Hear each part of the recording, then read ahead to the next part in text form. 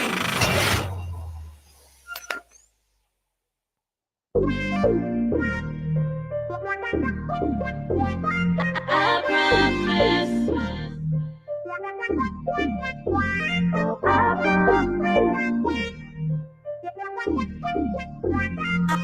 promise.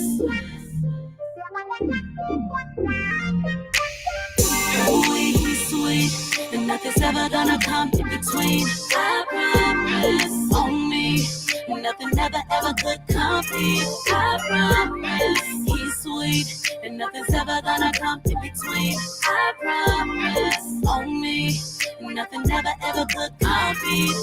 Yo, steady switching, I couldn't get it, I wasn't with it. Like how you love somebody tripping over love that's freely given. You ever heard of love like that? That'll make them call right back. Like, wait a minute, why you so driven? Forget it. I'm better off loving a king like you, cause none of this feels for you, and I'm ready for something new. So let's get it. Ever since I chose the throne I'm on, fully clothed, no longer hard, or exposed from scars I'm armed. Fully loved, locked in on his knees, got up about that maze, set free, now better days. Our head, thank God that his love will never stop, and I'ma sing until I drop, because his love is all I got, and that's a lie. That's a lie. Competition kinda weak when you compare it to a king that's undefeated. Yeah, his name is Jesus. On the throne he's seated. Caught up in the rapture of his love, now I can't leave.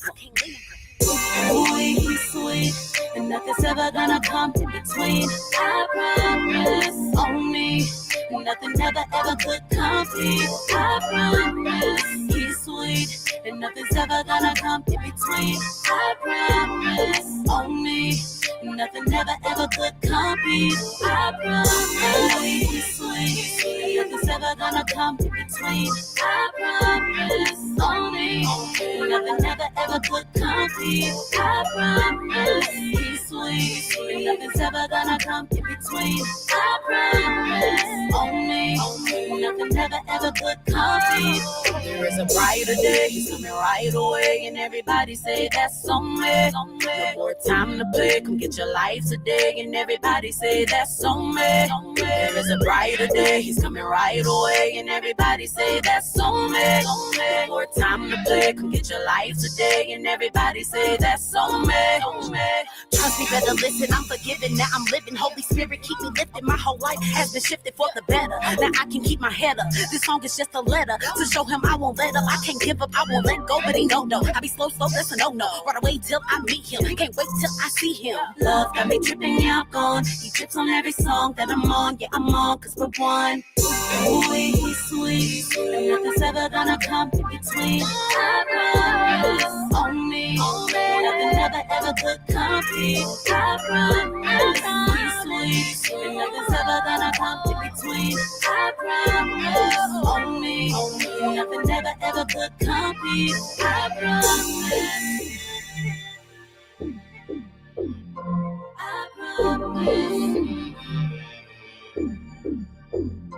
I promise. I promise. I promise.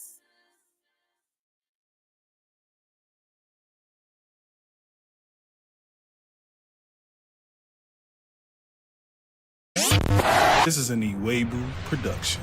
Period.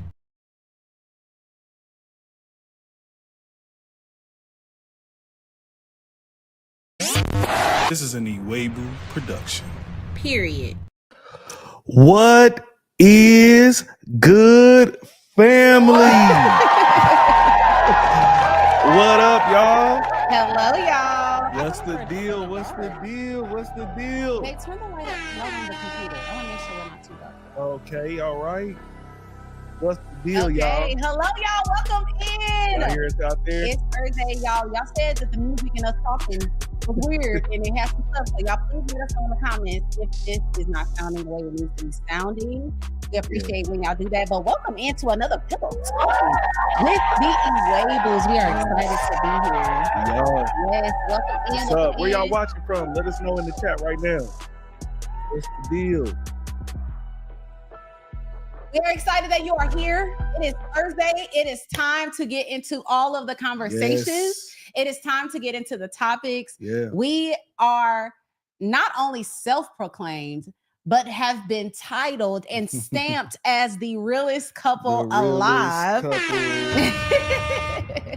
That will keep it 100 with you, but also give you Jesus. Yes. So first and foremost, if you are new here, welcome in. We're so happy you're here.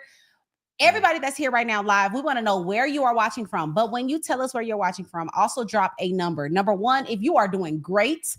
Number 2, if you like, I'm good. And number 3, if you are not doing so well. I always lift up. We always lift up those that support us, those that are a part of our community. So welcome in. My name is Tekeishia. And my name is Namdi. And you are Pillow Talking with the IWEGBU'S, episode 49.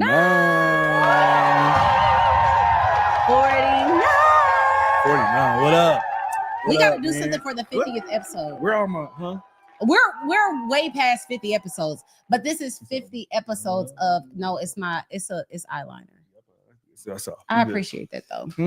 Gotta stay ready. Please, gotta y'all, stay ready. Listen, men, please pay attention to y'all wives and y'all girls. If she got a booger, mascara, a weave showing, stay on top of it. She will really appreciate you. I'm really excited. But baby, for those that are new here, would you like to tell them who we are and what we do? Yeah, so Pillow Talking with the IWEGBU'S, we help people get the best in relationships, man. Yes. So, man, if you are in a relationship, just got out of one, divorced, or thinking about getting married, any topics on relationship, man, we are that couple for it, man. We like to take mainstream things that's going on, and we want to talk about it from more of a godly perspective, a biblical perspective overall. Yeah. And so, man, you with the right couple, man. If you're looking for that real talk, but with some Jesus juice on there, you feel me? Yeah, and I wanna push that point because I know some people are offended that Christians and believers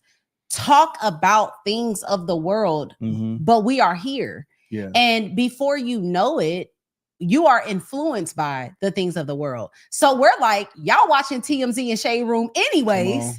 Y'all watching Breakfast Club and all the celebrities anyways. Yeah. So let's look at how they are doing relationships and let's see and look at it from a kingdom standpoint, because again, we're looking at these secular couples like, oh, look at that. And it's like, no, open relationships don't work because of this is that. So, and so I think it's kind of bizarre that some people don't think we should talk about things that are a part of this culture. Yeah, no, I mean, even I believe in scripture, there's many times where they use things of the, that's actually going on in that culture just to actually get the point across to the crowd. Yes. And so that's what we like to do. It's just like, it's things going on that I just believe that there's not enough Christian voices out there speaking up against at all. Of course not. Like there needs to be more of us doing this, speaking against culture, like, counterculture. Like we're not doing that. Like, no polygamy. No, we're not doing that right there. No, going from one relationship to the next. We're not doing that right now. Yeah. And the word, it says that, no, we're not doing that. We got to press back, man.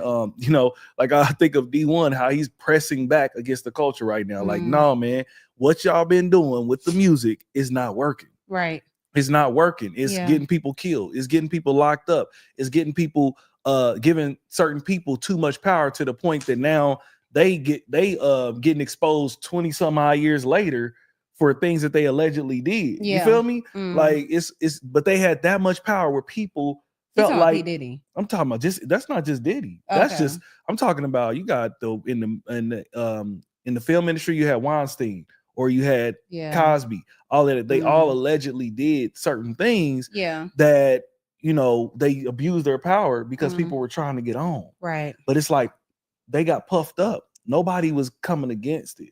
And I feel like that's what we're a part of. Is like, no, we're gonna come against that stuff. Like we can't mess around. We can't let the enemy play around and just mess people's heads up, especially because believers are tuned in. They on their phone like this. Yeah. And that's most of the content that they're looking at. Yeah, I mean, if you can be honest, you're probably on social media more than you are in your word. For real. You're probably on social media more than you are watching a sermon. Yeah. You're probably on social media more than you're reading a personal development, healing, or whatever book. Yep. And so, yes, we have to step into it. And I feel like all of us, I don't know, y'all let us know in the comments. Do y'all sense just the shift that is happening? Not only just in the world, but like within the body. Yeah. And I feel like God is raising up those certain people that are not afraid to push back, right? To be the salt of the earth, to be the light on the, like to be the light in the darkness. Yeah. And I think that many times when we hear those things, we're like, yeah, I'm being a light. How are you if you are afraid to go in the dark? And going into the dark is going into these territories that they're trying to rule marriage and reshape it, reshape families, reshape how we should live. And it's like, no, we're pushing back on that. No, we are going to be workers and see a harvest from this. And it takes boldness. And so that's kind of in a really long version of why we do what we do, to be honest. But I'm really excited about today. Instagram, I love y'all. Hello. Come on over here. to YouTube. She got the Instagram family over there. Tell them to come on over. Yeah, you want what's that? The comments you want to see? Oh, yeah. Let's see here. All right. Thanks, you guys are okay. I appreciate that. Judy said you guys are. Said we the realest couple. Oh, praise God. All right. San Diego's in the house. What up? What up? Yup. They said true. Yes. And Drew said, honestly, that's very true. I should be more on my words, Cecily, not just only on my Bible app. That's right. That's right, man. Got to every day, man. Just bearing your cross daily. Yeah. Really. Crucifying the flesh first thing in the morning, man. That's like the most important part of my day. And I think my wife would say the same about hers. For sure. Well, for real. Yes, somebody said I made it live. Hey. Yay, welcome in. I made it live. It's real different over here when we live. Yes, you can get it. I pray for somebody say a prayer that we don't say something that we think about tomorrow. Like, oh man. Yeah, that's that's the thing about when people are coming up against like YouTubers and podcasters, pastors, preachers, anyone that has to speak on a weekly basis, honey, you are bound to say something wrong. Bound to say something. You are, I promise you, like if something ain't right, we deleting it. Yep. You want to tell them again? Oh, you want to cheers? Okay, let's go ahead and get this out the way so people don't think we're heathens. We are not drinking alcohol. I need to get this tag off my sweater. This is a mocktail that I made. I've been into mocktails for a very long time, actually. But this is ginger beer, strawberry syrup. That's it. Ginger beer and strawberry syrup. Yeah. Amen. In Jesus' name. Do y'all have something that y'all be sipping on when y'all watch us? I want to know in the chat. What y'all drinking? Somebody drink some water. Be honest. They Roscato. You drink some Roscatos. All right. Listen. They're like, that mocktail is cool, but I'm drinking the real thing. Gotta listen. LOL me and Namdi is in the bill. I'm sorry. Go ahead. Go ahead, baby. I'm sorry. I saw LOL in the bill. LOL. Hey, girl. Hello. What's up, LOL? Go ahead. Me and Namdi were just talking about this before we went live. We were like, I told Namdi, I said, remember we were gonna sit and do this podcast? Do you remember that? Oh yeah, we had thought about it. This was like 5 years ago. I think it was because I seen it made me think of. I think it was Anthony O'Neill. Yeah, Anthony O'Neill had said his Patreon. He was doing for Patreon. He was having a come to the table, and at the table he would have some brown or something, and he gonna talk financial things. I was like, that ain't a bad idea. Then I was just like, yes, it is. And you wouldn't even be able to get through the whole live without having to deal with people who gonna just take far left or whatever. So even though we could do that, we have the liberty to do that, it's like, no, we're not gonna do that with our liberty. And especially for those who are new to the faith, don't even know how you should operate, they may take that too far. Yeah. So definitely. Yeah, I mean, unfortunately, I could say so much about that, but we'll go into something else. How's your week been, babe? Excellent. Yay! Oh my gosh. I had my first in-person event yesterday, and it was so good, y'all. It was a Bible study in Atlanta. I had it with my cousin, my sister's cousin / sister / friend. We co-led a Bible study in Atlanta, and it was so good. I think we had 30 RSVPs, and it was like 25 of us. So mostly everyone showed up. It was so good, so intimate. I had a few people surprise me and show up. The girls was crying. There was breakthrough. There was, there was just release in the room. You could feel that some women came in heavy, and something that I want to share this with anyone that might be dealing with fear, or just, if you can be honest, you are disobedient right now. Like, you're operating in disobedience. You're not doing something God has called you to do. I was just thinking, and I was talking to my cousin about this. First and foremost, most of the women that showed up to the Bible study did not know us personally. They saw our flyer on TikTok. That's dope. Which is so mind-blowing to me, number one, because it's like, we were kind of laughing about it. We were like, wow, these people really saw our flyer and was like, we're going to pull up. Like, you don't know. Of course, I'm sure they went through our content and found out that we were solid women of God. But when we were going through the process and how it came together, I was coming out of a fast and she was going into one, and we both got separate words that we were supposed to do a Bible study. I had just watched The Forge and with Namdi, and I got so amazing, so good. And I got done watching The Forge, and it was all about discipleship. And I was like, God, am I doing enough? And I'm always asking myself that, like, because sometimes you can be doing a lot, but doing a lot of the wrong thing. Right. It's like, yeah, I'm busy, but is it busy for you, Lord? Am I moving for you? And one thing after that movie, I was like, I know I want to do more Bible studies. At the same time, the Lord was speaking to Marissa, who led the Bible study with me. We ended up having a conversation, came together, got the flyers together, got in the room. And when we decided to say yes, we both were like, let's only do it once a month, because schedules, kids, husbands. And after these women showed up and they shared their testimonies with us, some of them literally, for the first time coming to a Bible study with women because they've had bad experiences with women. I had a woman tell me to the side, she's like, she thought I was from Atlanta. She said, I'm so happy you're not like all the other Christian Atlanta girls. Wow.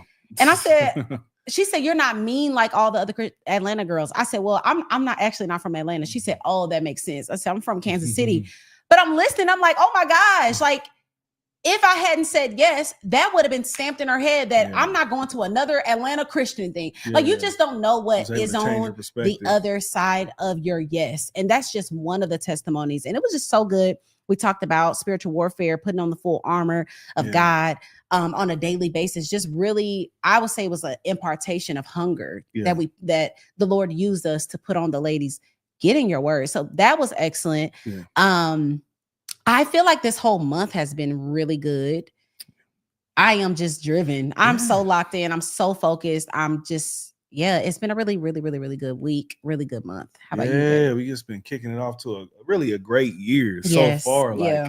But it goes so quickly. Like, 1 month is in the books, February already. basically. Basically. So no, things have been great. There was first off, it started off with a great message at church on Sunday.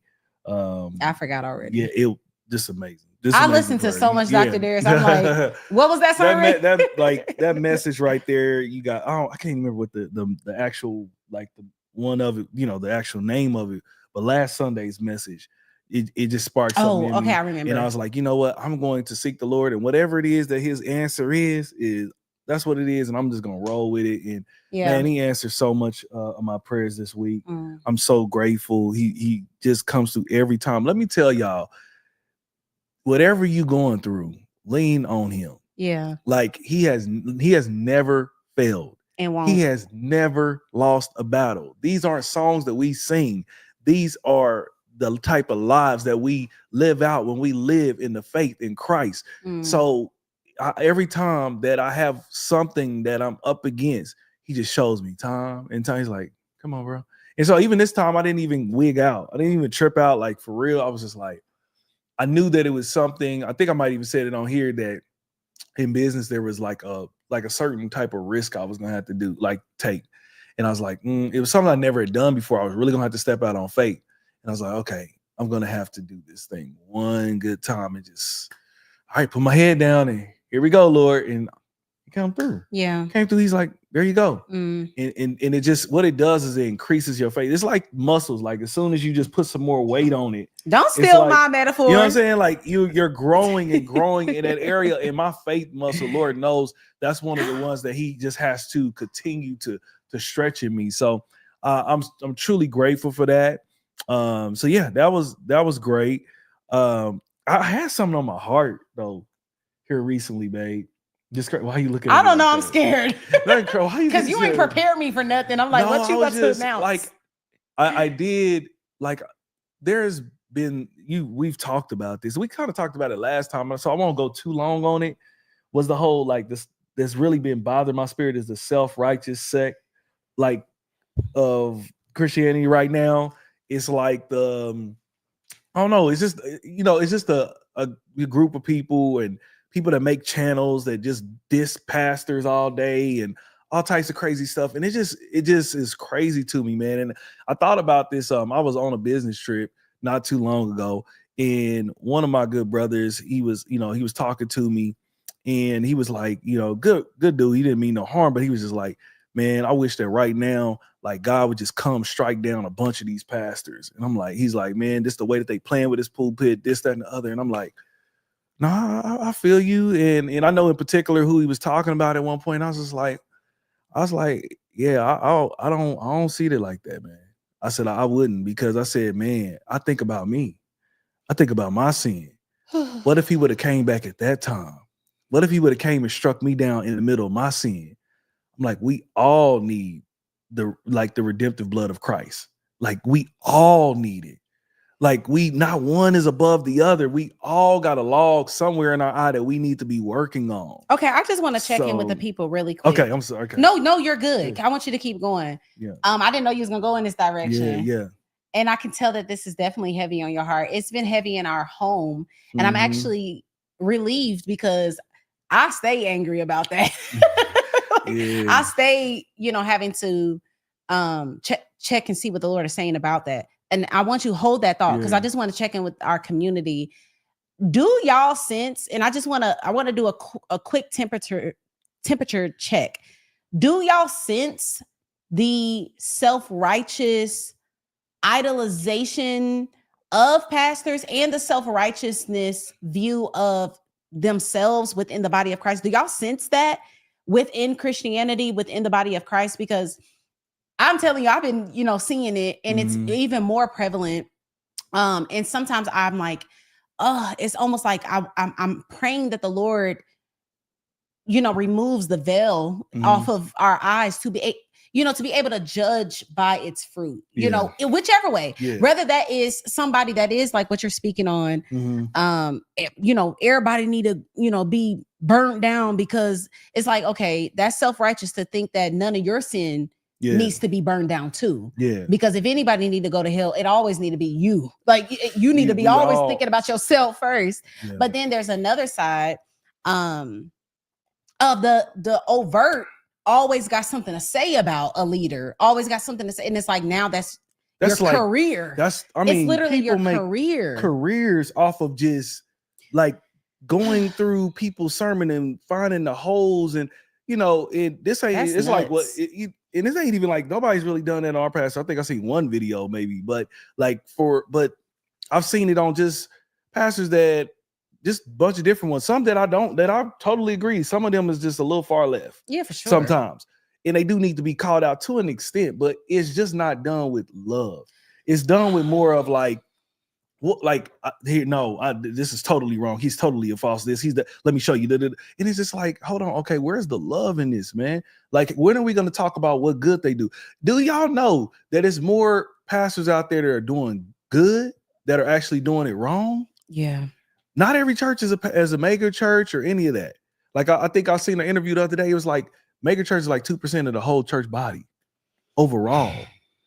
So we just call out the faults of the ones that, probably should have did a little bit more studying when they did that, whatever sermon that they did. We call them out, but do we talk about all the money that's given back? Do we talk about some of them who are building schools, gardens, all these? We don't, like, do a channel about that. Yeah. And so, much love to, one of our YouTube mentors is Ruslan. Shout out to Ruslan, man. You know what I'm saying? Good people.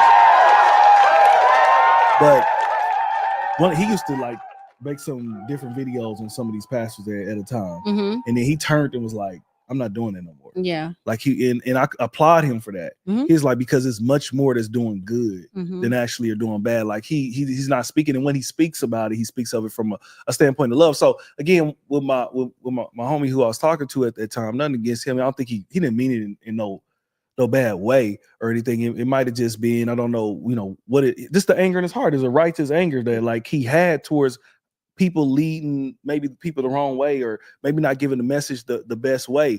But I'm like, to strike, I'm like, strike him down. Oh, wow. Ooh. Oh, no. whoa. I just know most of us have a past. Yeah. And I'm like, I don't know about you, bro. But I was like, man, I was not the best dude out here before Christ. Yeah. And thank God he gave me another chance. And he gave me another chance. And I'm talking about I probably got 1,000 second chances to get it right, man. And now I just know of his grace. And I want to give that same grace that was given to me to others as well. So that's the way I see it. I see everyone from a lens like, unless they just doing some straight far left stuff, I see it from a lens like, man, he's doing the best he can with what he does know. Lord, please reach him. Please reteach him. Help him do this in a better manner so he's not leading people astray. Yeah. I definitely have a lot to say about that, but I don't feel released to do it. Yeah, but I will share a thread that I posted today, because me and Namdi, we have been very strategic and prayerful and talking about these things, because number one, I just think that prayer works more than talking. Yeah.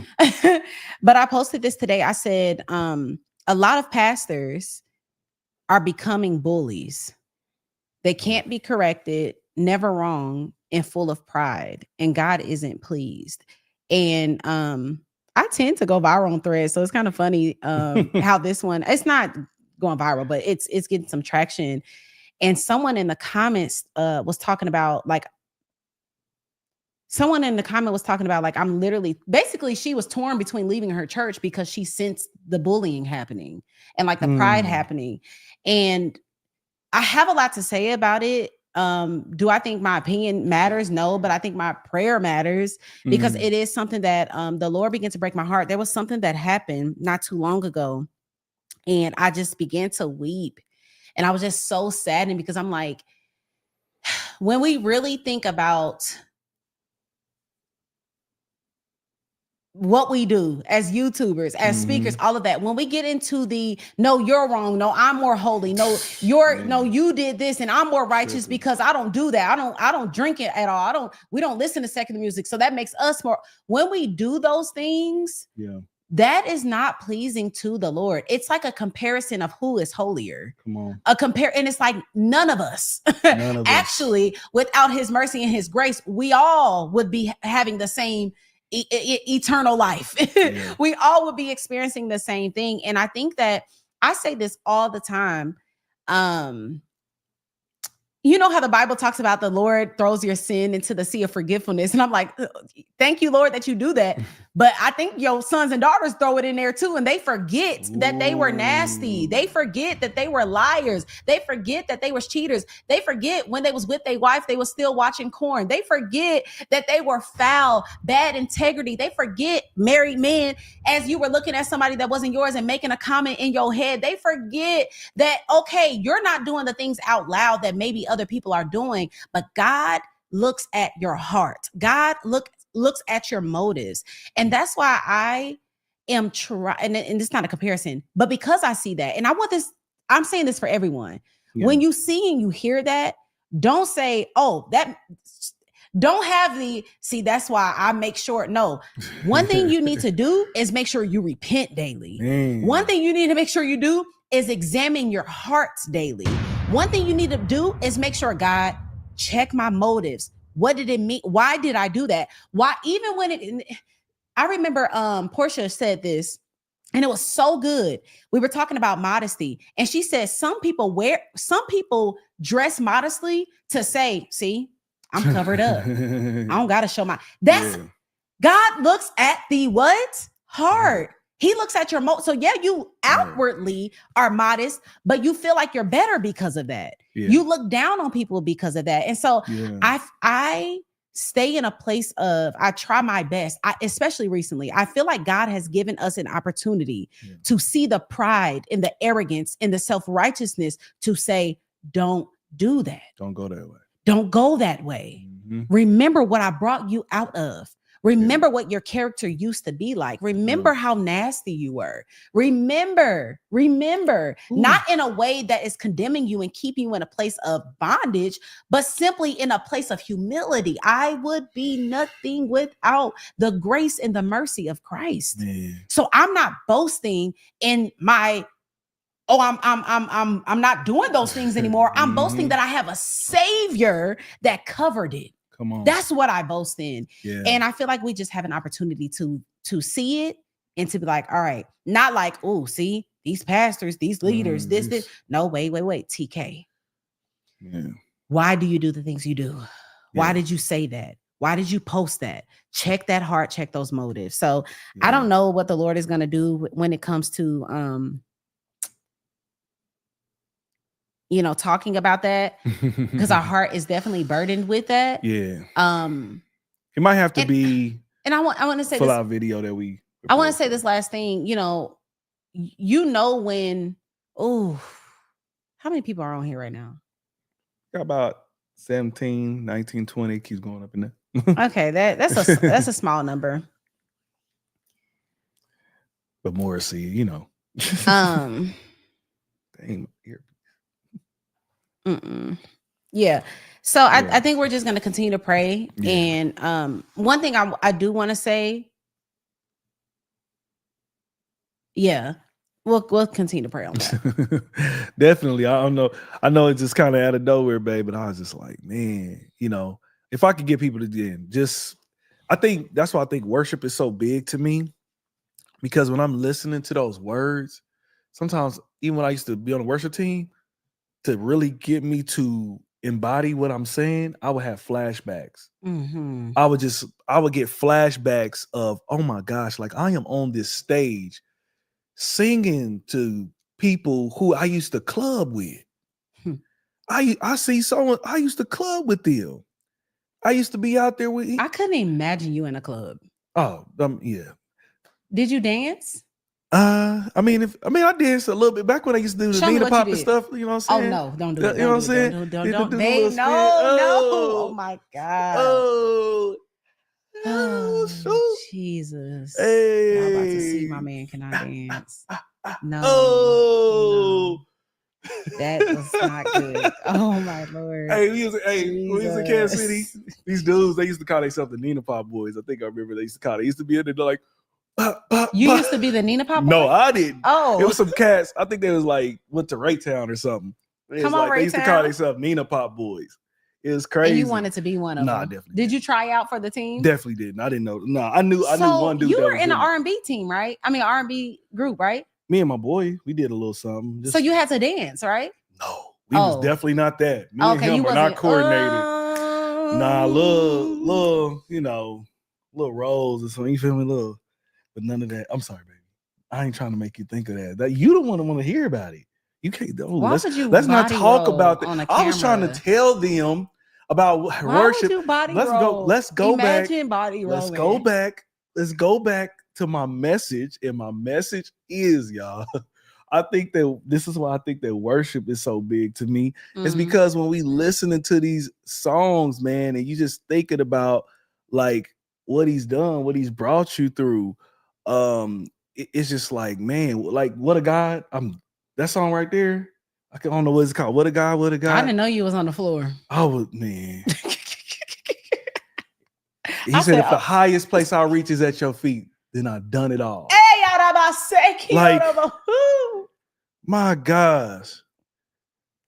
He said, you changed my life, forever satisfied. God, you are my everything. My everything. Like, changed my life. When I think about that, like the person that y'all see now is not that man. If one of my homies was in here right now, they'd testify. Yeah. They'd be like, I know what he talking about. Baby, I need tissue. Oh, I'm so sorry. all right, I gotta go get tissue, guys. I'm so sorry. You want to talk to them a little bit? Yeah, I didn't think. Tell them about that. I can't. If I'm gonna talk about it, I'm gonna cry more. So I have to not talk. Dang it, y'all. And I didn't bring. I'm gonna have to get up and go upstairs and get my makeup. I'm so sorry, y'all. I just. Whew. Oh, yeah. I'm gonna have to. I'm so sorry, y'all. I cannot believe I just thought about the lyrics. What a God. Said, what a God, what a God. When you think about who you used to be, what a God, what a God. Yeah, like think about who you used to be. All you can say is what a God, man. And so, yeah, that song, man, if anybody if y'all know what I'm talking about, please put it in the chat right now. Please put it in chat. I can't I'm gonna pull up my playlist to know because it's definitely one of my top songs right now. Yeah, SEU Worship, what a God, extended live version, fire, man. And so I was this Sunday, it had me on my face at the altar because, man, when I try to steer brothers away from, being out here bad, dealing with a bunch of different women, all that, man, I've been through the consequences of that. I got the fruits of that, man. And it look all good on, videos and, it's all cool till, somebody you was just messing with one night got pregnant. It's all cool till somebody catch a disease. You know what I'm saying? Thank God he spared me from that.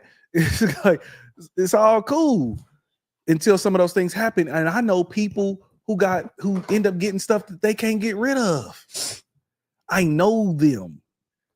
And so I'm like, man, you spared me. I'm no better than them. You spared me from that type of stuff. I'm no better than them. What a God.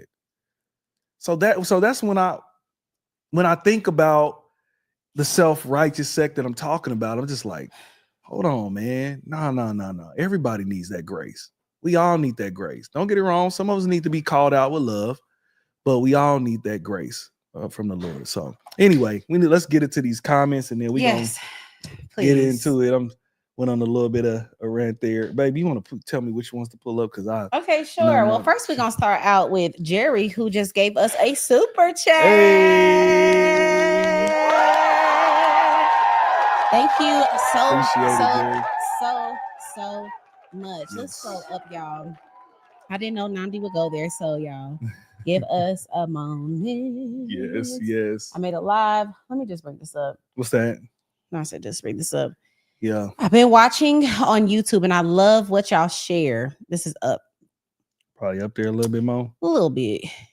Okay, yep. Okay. All right. I've been watching on YouTube and I love what y'all share. I'm huge on marriage and making it godly marriage. Yes, you are at the right place. Listen, everybody that's in here right now, make sure y'all subscribe. Make sure y'all hit the notification bell so you can be notified every single Thursday, 8:30 p.m. Eastern, that we go live. Again, if y'all watch the edited versions, y'all miss moments like that, that we just had. So y'all want to be here for the live. Congratulations, TK. What did I do? I think it was on the Bible study. Oh, okay. Thank you. Thank you. Callie in the house. What up? Excellent movie. Yes, it was a Forge. Everybody, you need to watch it. I ain't watched Forge. Come on. I don't want to mess up your name, girl. Is it Lee? Okay, let me not even mess it up. Miss Ray, lift the weight. I got a viral reel going on right now. Said, lift the weight, lift the weight, lift the weight, lift the weight. Yes. You can see a lot of that in churches. That's by Chad.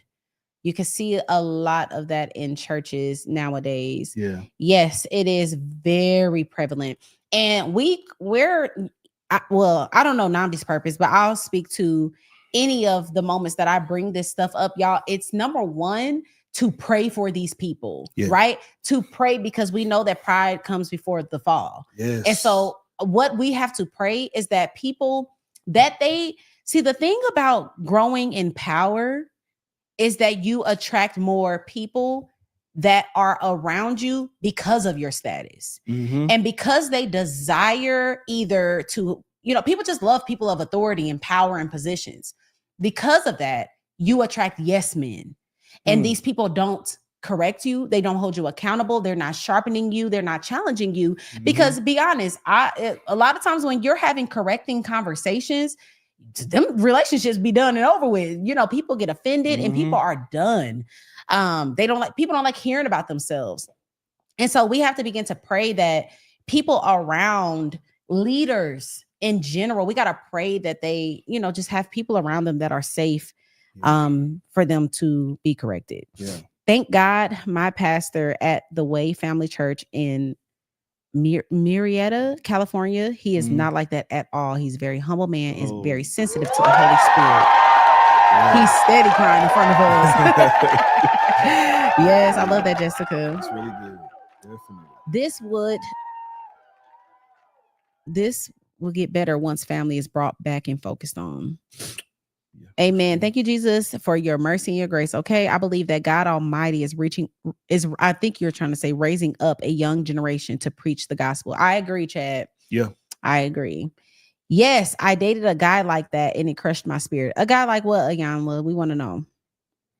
Go ahead. Will said the Pharisee spirit plagues some of us. Yes, it's definitely important to not confuse pride for holiness. That is a bar. That is a bar. That is a bar. Yeah. My goodness. Sure. I was just talking about the Pharisees. I'm like, y'all be giving. It's like Jesus wouldn't get along with y'all. For real. Like when you really read the word, you like, ooh, would I have been the one that he would have told hypocrite? Yeah. You talking about don't preach on the Sabbath, but you ain't even paying attention to the Holy Spirit. Like you ain't even. Yeah, I always pay attention to stuff like that. Like, Lord, please don't let me be the people that Jesus was talking bad to. Yeah, I get what you're saying. It's not about the title. It's all about saving souls and helping people to get to know Jesus Christ and preaching the gospel. Agree.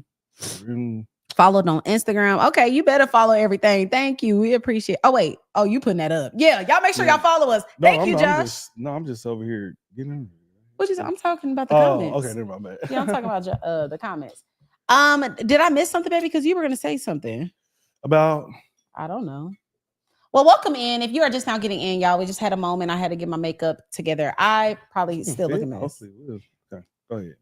I had to get my makeup together because, when I think about how far he's brought you. So just how far he's brought you. Yeah. Man. Okay, we're going to get into these subjects, y'all. He's so good. He is great. So are y'all ready for a good episode? Hey. If you are, drop a fire sign in the chat, please. If y'all are ready for these subjects, I think we have some really great conversations concerning relationships, as always. But today, I don't know. I'm really excited. How'd you get your captions big like that on your phone? I just put everything in header or something. Oh, wow. I can't really see it here. So you need glasses too. Okay, let's get into these subjects, baby. Just comment. And shout out to Josh. Thank you for putting the follow us, man. Follow us definitely on the social media. All right, we about to get into this first. Y'all ready for this first topic? Let's get into it. All right. One second. This is an Iwegbu production. Period. All right, so recently I was going through these Instagram streets and there's a couple that I like to watch. They're a pretty funny couple. I guess it's an older guy who dates a younger woman and they always like doing these songs where he knows the original song and she knows the sample song of the new school and they going back and forth with each other. It's so funny. Either way, I saw that he posts this reel about age gap dating. I never heard of it said that way, but I thought it was pretty interesting. I want y'all to hear what he had to say, and we want to talk about this here. So check this out right here. So I keep getting the same question in my DM. Would I recommend age gap dating? Even more specifically, would I recommend it with such a huge gap of 20 years like what Leah and I have? Now, whether I recommend a 45-year-old dating a 25-year-old depends a lot on the individuals involved, not just the age gap itself. Yeah, age can bring different challenges, especially when you're at different stages of life, but it doesn't automatically mean the relationship can't work. And after 3 years in my first age gap relationship, these are 4 things that I've learned in hindsight that you want to consider. Number 1, compatibility. Are both y'all on the same page about what you want from the relationship? If one of you is looking for something more casual while the other is seeking long-term commitment, that can cause a lot of friction, regardless of age. Number 2, power dynamics. There's often an imbalance in experience, financial stability, and life perspective that can affect the relationship's dynamic. It's important to make sure both people feel respected equally without one person holding more control over the decisions. Number 3, long-term goals. Both y'all got to be aligned in terms of your life goals, whether it's career, travel, family, lifestyle. Look, a 45-year-old might be in a more settled place while a 25-year-old is still exploring those things. And finally, 4, emotional maturity. Does the younger person have the emotional maturity to handle such a serious relationship? And is the older person prepared to be patient if the younger one is still trying to figure themselves out? In the end, if both people are genuinely compatible, communicate well, and share mutual respect, yeah, it can work. But you got to be realistic about the BS that's going to show up, because it will rear its ugly head. And you got to enter the situation with both eyes wide open. I hope this helps. Yes. So age gap dating. Listen, we have some history in that. So, my wife is the first time I ever had an age gap relationship, really. She's 8 years younger than me. Almost a decade. Come on. See, she be telling people 10 years, y'all. I'm like, hold on, whoa, don't add on 2 more years to it. See, y'all like, why you tripping on that? Are you insecure about it? It's like, nah. So here's the thing.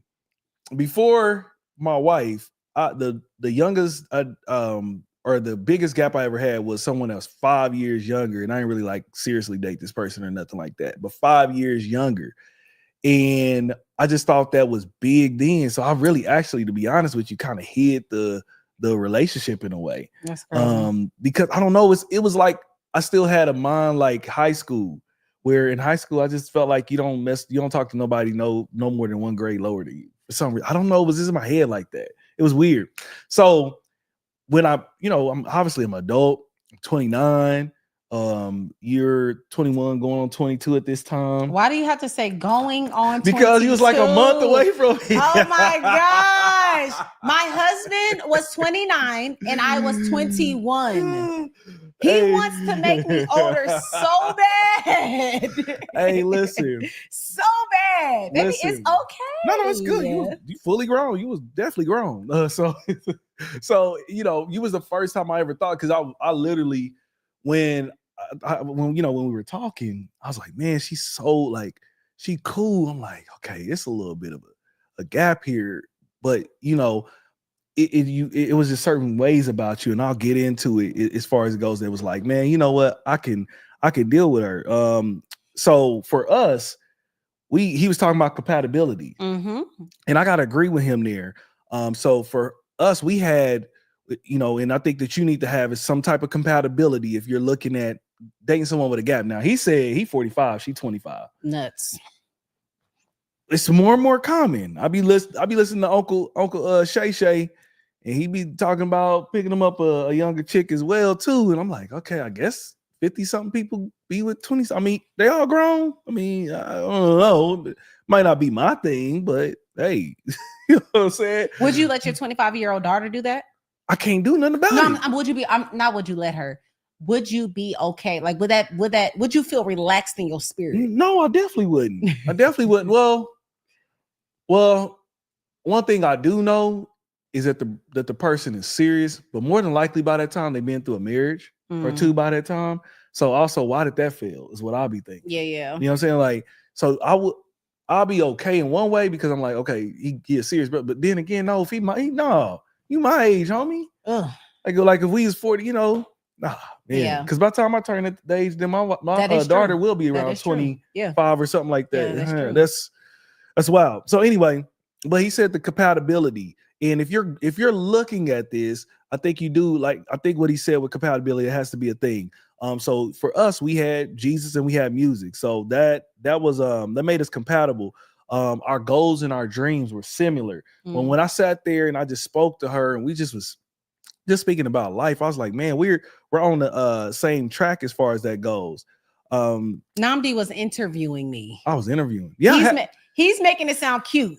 He making it sound like, yeah, we were just vibing. No, I was at his dining room table. It was like a conference meeting. Well, he was at the head of the table. I was at the other hand. He's like, so how do you feel about kids? Okay, you know, I got 2. You know this, you know well, that. that was once we really started. Really started. You know, I knew you was on to me, and you made it very known that, hey, I like you. So he was coming out. He was like, hey, I want you. What up? I'm like, oh man, you, baby. Oh my gosh, you're a man of God. Don't lie on back the at me. podcast. What's going on Don't here? lie on the podcast. Yeah. So anyway, that was very big. I agree with him there. If you're looking at that, I agree there can be an imbalance if you're, you know, a couple decades apart. Like, you know, one thing about my wife is that she was like a bit more seasoned for her age. So even though you're 8 years younger, you never seem that way. Like even to this day, people are like, you only like before you was 30. People thought you was 30 before you was 30. I don't like that. Huh? Mm-mm. I mean, I don't think it was the looks. I'm just playing. Y'all, I really don't care. But it's just how I know exactly what they mean. It's just who you are. Yeah. Like typically that's not how it is. Like somebody else, I told you this at that time. I was like, somebody else that's around your age, I couldn't have talked to them. They just was way too childish. Like, and it didn't match up there. So I've seen some of my peoples who've my like friends or associates that tried to do age gap dating and it just didn't work right. Yeah. Like she still want to be out at the club. He's still he's just trying to chill. Yeah. He like, hey man, I don't know what she doing all this busy and she trying to be at the club every weekend. Man, I'm trying to just get some food and chill. Yeah. She want to be out there. But with you was just more settled. You grew up around sisters that were how old your sisters? Got a gap of about 15 years older. Yeah, they're older than you. Yeah. So you grew up around older people. You was the type, my wife was the type that sit at coffee shops with her mama and her grandma and them reading the Bible. You know, talking with older people. So you never felt that way. I'm like, man, something is different about that. So I agree there can typically be an imbalance. And if you're going to do that, you want to make sure that especially for men, you want to make sure that you're dealing with a woman that may be a seasoned, that she can kind of, you know, get on your level in a way. And I typically see men dating younger because they want that young hot thing.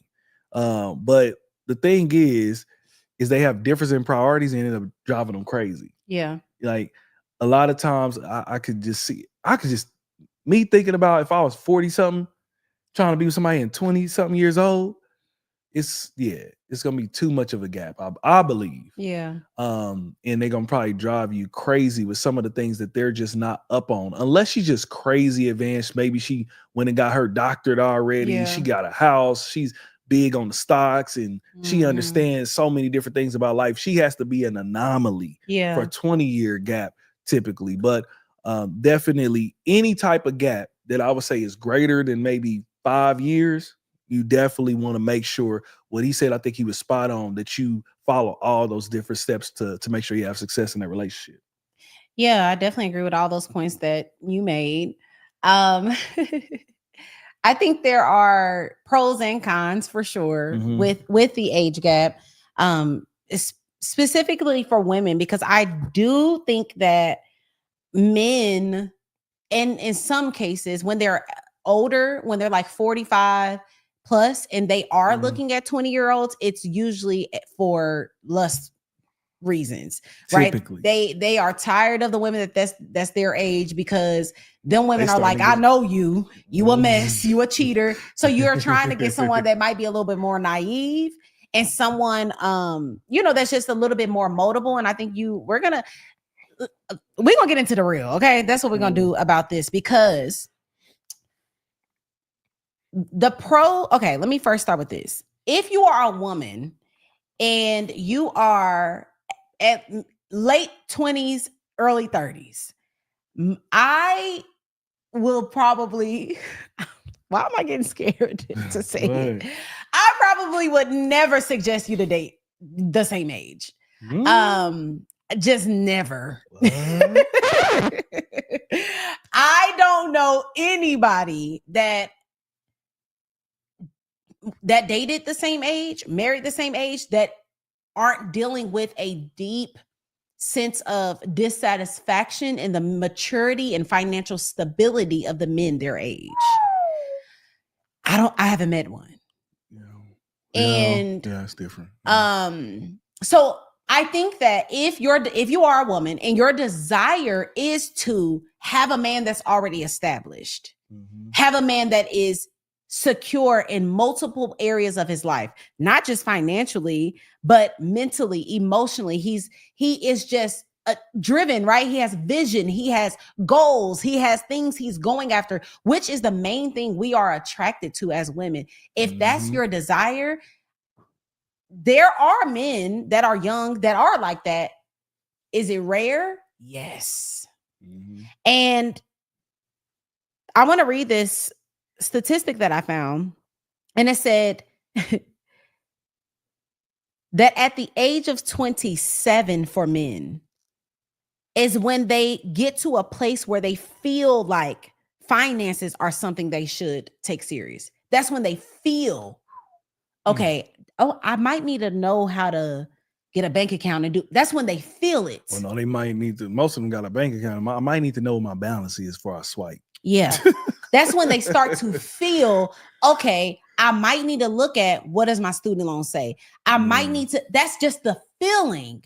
But when they actually step into actually paying off debt, actually being aware, actually looking at the future, is 33. Wow. And that, again, is not even actually doing it. That's just like kind of talking about it, kind of being aware. It isn't until mid-40s that men are actually beginning to be financially stable. Yeah. No. Financially free, right? Oh, well, financially free is actually, they said in the 60s. But if that's your desire to step into at least something, at least someone that is aware of it, if you're 30, yeah, you need to be reaching toward them 40s. I'm just and again, y'all here for our opinions. This ain't facts. This ain't science and the world and God said. But I do think that if that's a priority, if you feel like, no, I don't have time to be teaching no man about money and be teaching him, why are you swiping a card and we going negative? Why are you not aware of nothing? Why do I have to teach you about money? If you don't want that, then you might want to bump up that age just a little bit. But if that's not your desire, then of course, date your age. If you're cool with, like, I'm good with learning and growing with you, I think that you can't date your age. I just think that we got to be realistic. Women do, in most cases, mature faster than men in most cases. So you have to, and then dating younger or marrying younger, you just got to be prepared. Know your desires, know what you're willing to put up with. That's all I want to say about that. There was something else I was going to say. The con, or I would say a downside to it, is if you are a hot girl, hot girl, and you do date somebody that's in their 40s or 45. He probably don't want to be outside like that, because from my experience, I was 21 when I met Namdi. I did not have much dating experience at all. Really honest. Well, I was fresh out of my mother's house. I didn't have my own apartment. I didn't have my own car. Never wanted it, by the way. I never wanted to live by myself. I never wanted to. I can't wait to pay bills. Like that was never my desire. So when I got with Namdi, I really honestly just started living life. And because I just started living life, I definitely wanted to have fun and do little cute things, but it wasn't that fun. On the circus, and go in the fun, though. What you mean? It wasn't like the hot girl fun. No, it's not the hot girl fun. I didn't want to be in the clubs, but like there were moments. He's giving me so much grace because I am mature for my age, but there were absolutely moments that I was 21. I'm like, and I'm spontaneous and adventurous on top of that. So I'm like, in the middle of the night, I want to, walk to Waffle House and ride your back there. And I'll be like, I got to go to work here. And like, it's about to be, hold on, I got to get some sleep just a little I'm bit. like, I'm trying to, baby, come on, let's just go. Let's stay up all night. let's just do this. So I was a manager. So like, So with that, you have a man that does take life more serious. You got to know he might not be the young fun that you might want or desire. And that was something that I don't want to use the word I had to sacrifice because we still had a good time. It just wasn't in the way of what a 21-year-old would have wanted. So because Nnamdi had 2 kids, Man, come on. I got 2 kids, 2 baby mama. That's what Coriel said. She said, I met her and she's like, Nnamdi had 2 baby mamas. She said, okay, girl, you telling all your business. Come on. Okay. And dude. I said, baby mama. I had 2 kids with 2 different women. All right, come on. But because he had 2 kids with 2 women, his life was very serious. We just immediately ran into custody battles, and it was just a lot of seriousness. Yeah. And I'm like, who is this? Yeah. Heck, no, you ain't seeing your daughter no more. Get out of here. But you ain't seeing your daughter no more. Who is this? You could have got somebody ugly. The heck you doing? Oh, no, Lord. You mad at your daddy. Remember? You mad. You don't want to go. Baby, you are crazy. Thank God. They got my daughters. They got my daughter 15 to 18 now. You know what I'm saying? Praise God. Nnamdi is crazy tonight. Coming on that. No, I hadn't heard that story way too Baby, much. stop. We could go to a whole video on brothers that had to deal with that type of mess. But yeah, you just was.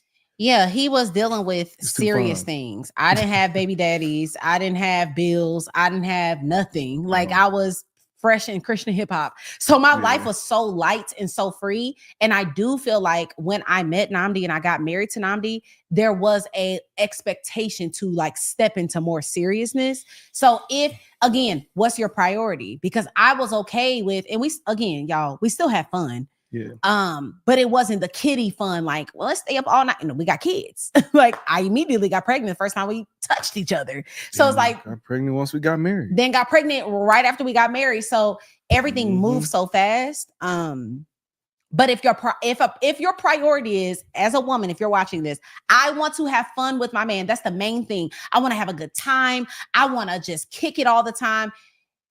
If you got a man that you can kick it with all the time, he's most likely broke. And that got too much time on this daggone. Was never. Never would I have married a broke man. It was a priority of mine to marry someone that was financially secure. But if that is not your priority, go ahead and marry a young boy. Y'all kick it, figure out how you're gonna pay the bills later. You know, that wasn't my portion. I knew it. I watched my dad. That's because of my upbringing. My father was a very faithful man, husband, and shout out to Mr. Lee. I know, I love my dad. I hope he don't watch this, actually. Please don't. My mama might be here though. Mama, are you here? Them shoes to fill up from that man right there. My God, man. Yeah, listen, men don't want to date women that have daddy issues, but are you sure you want to date a woman that has a phenomenal father? Because them shoes to fill are big. It comes with standards. Because he's already set the bar. Yes. So now she steps in with an expectation because she saw her daddy do something. Hello? When I dealt with girls who had daddy issues, they Nnamdi didn't know nothing. They didn't know what was an expectation. So it's just like, never really go on a date. A date is like once in a intimacy. 3, 4, 5 months. Dates are pounding. Basically, unfortunately, I'm not saying with me, I didn't do that. I don't know how I got them 2 girls. It was God. He came and he said, "Here, these are gonna be your kids' moms and stuff like that." I didn't do that with them. I don't know how it got there, baby. She get upset thinking about my past. Baby, I gotta help the people get free. I gotta tell them the real. But I can't believe you wasn't a virgin. It wasn't no, standard of we going, like, when are you gonna take me out? This woman right here got around like, okay, when are we going out? What you mean? I drove Nnamdi crazy in the beginning of our marriage because I was like, this is it? Yep. And I said that too. Y'all 21-year-old TK. Yeah. I was like, where is my flowers? Why don't you open these doors for me? Why are you not walking me? I opened the door to the places I didn't. Baby, man of God, don't you lie. I never go in a place in a store or something and then let you walk behind me. I'm talking about the car door, babe. I had to tell you I would to do that on that. dates only. But then, but you, Hey, she babe, set a standard, which was great. No, Oh, baby, I love it. No, baby. She got scared. She thought I was about to out her. She thought I was about to break out on her. You know what I'm saying? She thought I was about to come with it. We got people here with us. Wait a minute. You ever be like, what made you share all That's that? why they love it. We gonna keep it real. No, my wife made me step it up. Yeah. Because I got with you and you was like, I want the door open every time. I'm like, whoa. Mm-hmm. So we can't just do that because I thought that we do that on date night and all that. But I remember my uncle, man. Shout out to my uncle, rest in peace, Uncle Curtis. Uncle Curtis used to tell me that though, like he had 10 wives, straight up. Like he was married like 10 times in his life. Okay. Hey, he was a cat. You remember Uncle Curtis? Yeah, that man He was used to running have. from Hey, himself. he used to know them Commodore songs and all. He was smooth, man.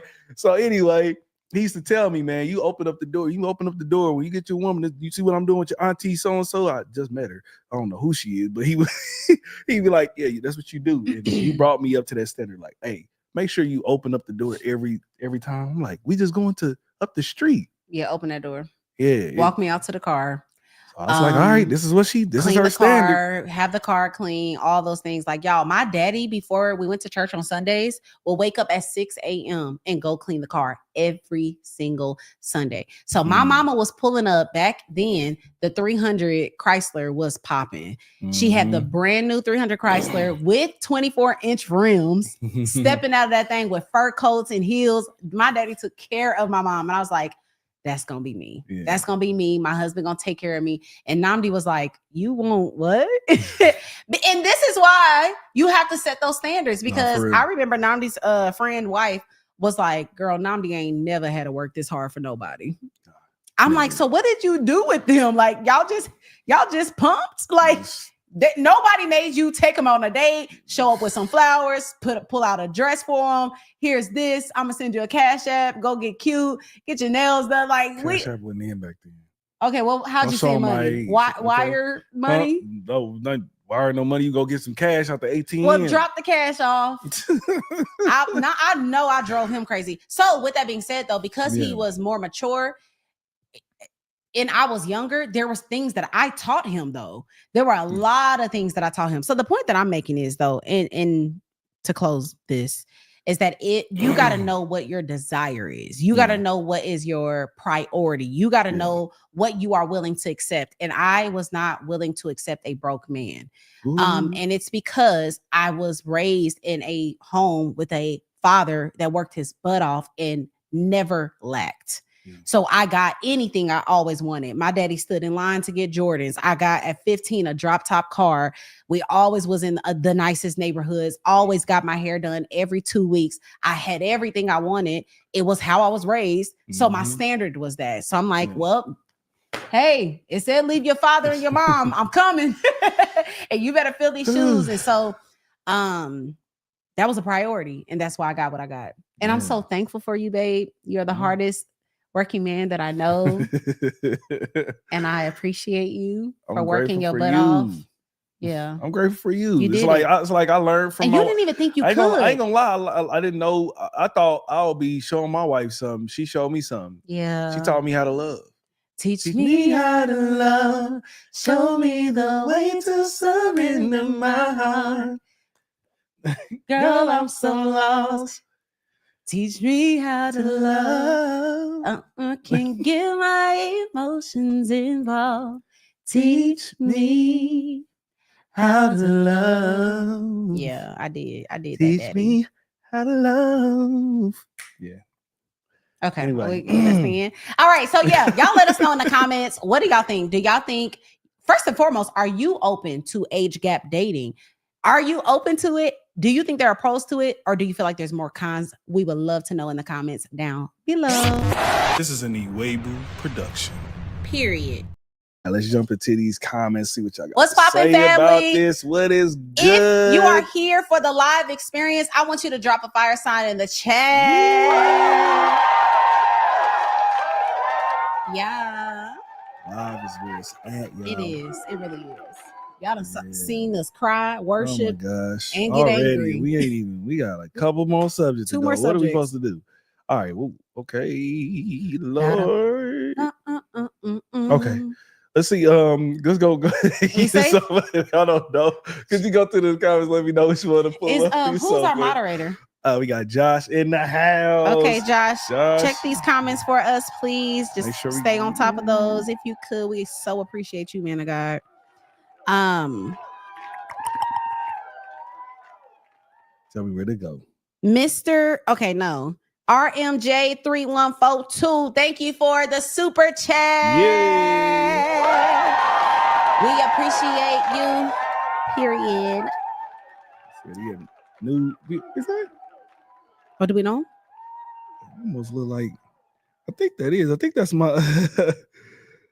I think that's my. No, it Dean. says new viewer. No, that's my Dean. I'm pretty sure. I can't see the picture. That's Reggie. Y'all, that's my okay, Dean. everybody. We are not about to be squinting on this live. That's my no Dean more. of pleasure right there. I'm pretty sure that's Reggie. We're gonna wear glasses. We got to get glasses, baby. What up, Frat? We can't see. I'm pretty. You ain't hearing nothing I'm saying, baby. Okay, yo, you said we got to do what now? No, I'm not repeating myself. I'm sorry. It seemed like every time when I come here, y'all always make me laugh. Oh, where's it at? That's Chad. Thank you, Chad. We really appreciate that. Listen, we are down to be used by the Lord in any way, and if that is to bring joy into your home, we are okay with that. We needed a laugh, man. Okay, let me go up. I think I missed interesting take. Oh, the shift has absolutely been. Okay, that's about. Do you want to go all the way up or want to stay in this subject? Let me know. What is it? It's going to shift us to another subject? Yeah. Stay in here. We got 2 more to go. So okay, let's get it. So, I'm too scared to date older. What? Where's that at? Ayanla, why? Share with us. Because I actually had someone tell me that older men take the joy out of your life. And I took the joy out of your life. Dang. You didn't take the joy out, but you did bring seriousness in. Yeah, so she's trying to be nice. She's trying to say you kind of did a little bit, but you didn't do like it wasn't really bad. But you kind of just got too serious. My life you stepped into. I didn't even know what she was about to step into. Yeah, it changed. You stepped really into quick. A lot of stuff real quick. We was like, whoa, I was sad. Y'all, I met Namdi.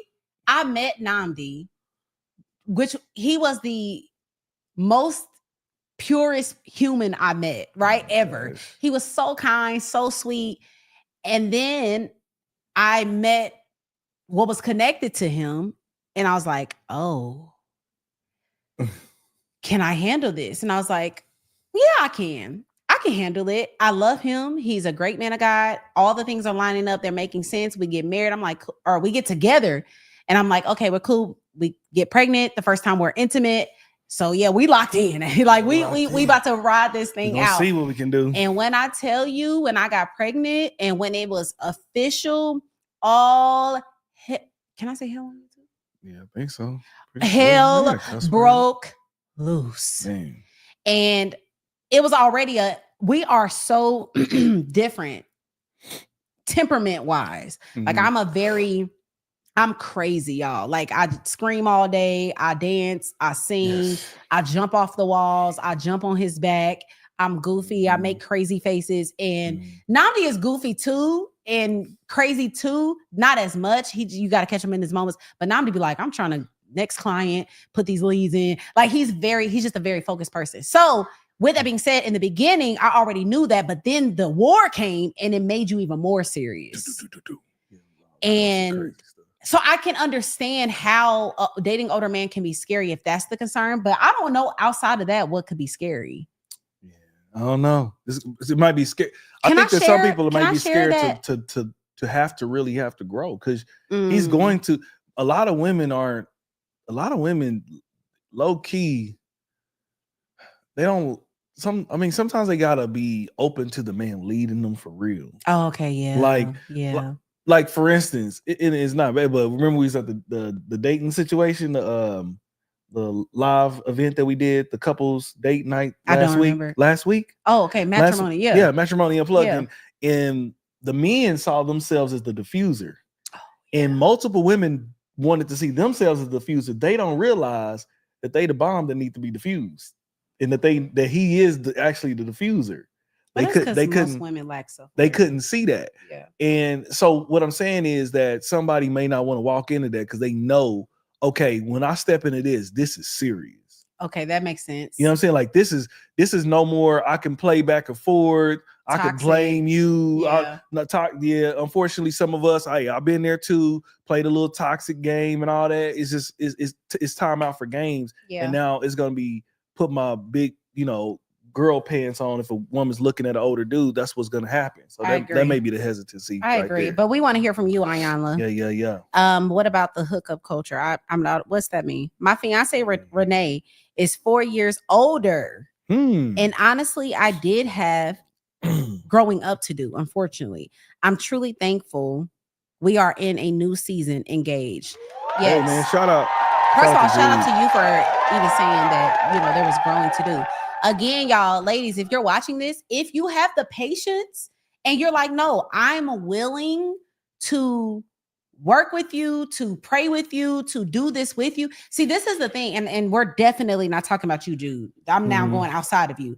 Here's the thing. Women will marry someone that's younger, that is less experienced, that has some growing up to do. And they'll say they're okay with it. But then they spend the whole marriage nagging at you. They'll spend the whole marriage condemning you for who you've always been.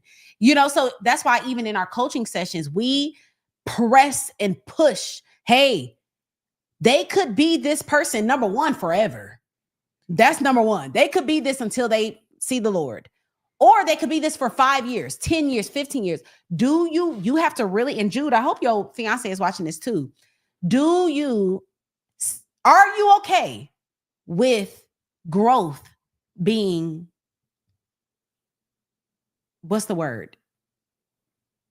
Long.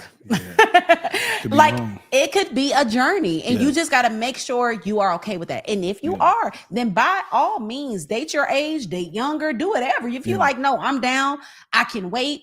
God has granted me the patience to really be, but don't. And again, it's not about you no more, Jude. Don't lie to yourself though. Yep. Because it's gonna be on you. For sure. That the self-righteous in the body. Okay, that's going on another subject, but I'll read it real quick. The self-righteousness in the body makes me queasy. Then I have to wrestle badly with it because I don't want to become so non-self-aware that I become self-righteous. Literally. Oh my gosh. Isn't that the trap? Ooh. No, for real. You would be like, see, that's why I don't do that. You're like, wait a minute, that's self-righteous. That's self-righteous. Tanya, good evening. How are you watching the replay, girl? You here right now live. Let's talk about the younger woman desiring commitment and the older man looking to have fun. That is a thing. The older man is freshly divorced and he like, man, I'm just trying to see what that thing do. That is a very real thing. No, for real. Them cat daddy. Cold, them old cat daddies. Players forever. I'm like, man, bro, you need to hang it up. One day you're going to need help. Somebody going to need to help you once you get sick. Don't you want to settle down? Not once. You get sick. Like, I mean, just saying, when you get older, stuff happen.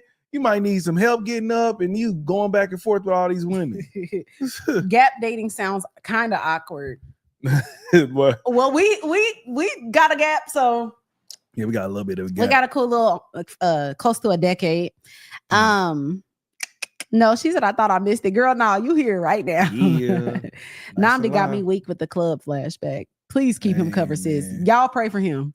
All right. I'm absolutely fine with that growth. Renee has definitely grown and she has been patient with me. Good. And I've grown a lot since then. Appreciate your transparency. Yes, brother. Thank you so much. Let's get into it. Let's get into it on the next one. Let's go. Y'all ready for this next one? Let's get it. One moment. Yeah. This is an Iwegbu production. Period. This is an Iwegbu production. Period. I was in these Instagram streets doing some research because I don't be on there for no other reason than that, wink, wink. And I saw this very interesting conversation from the Tonight's Conversation tour that they were on.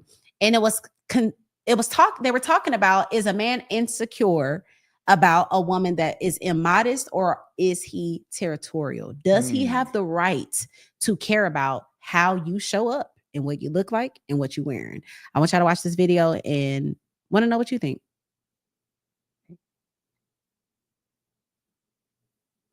No disrespect to you when I say, okay?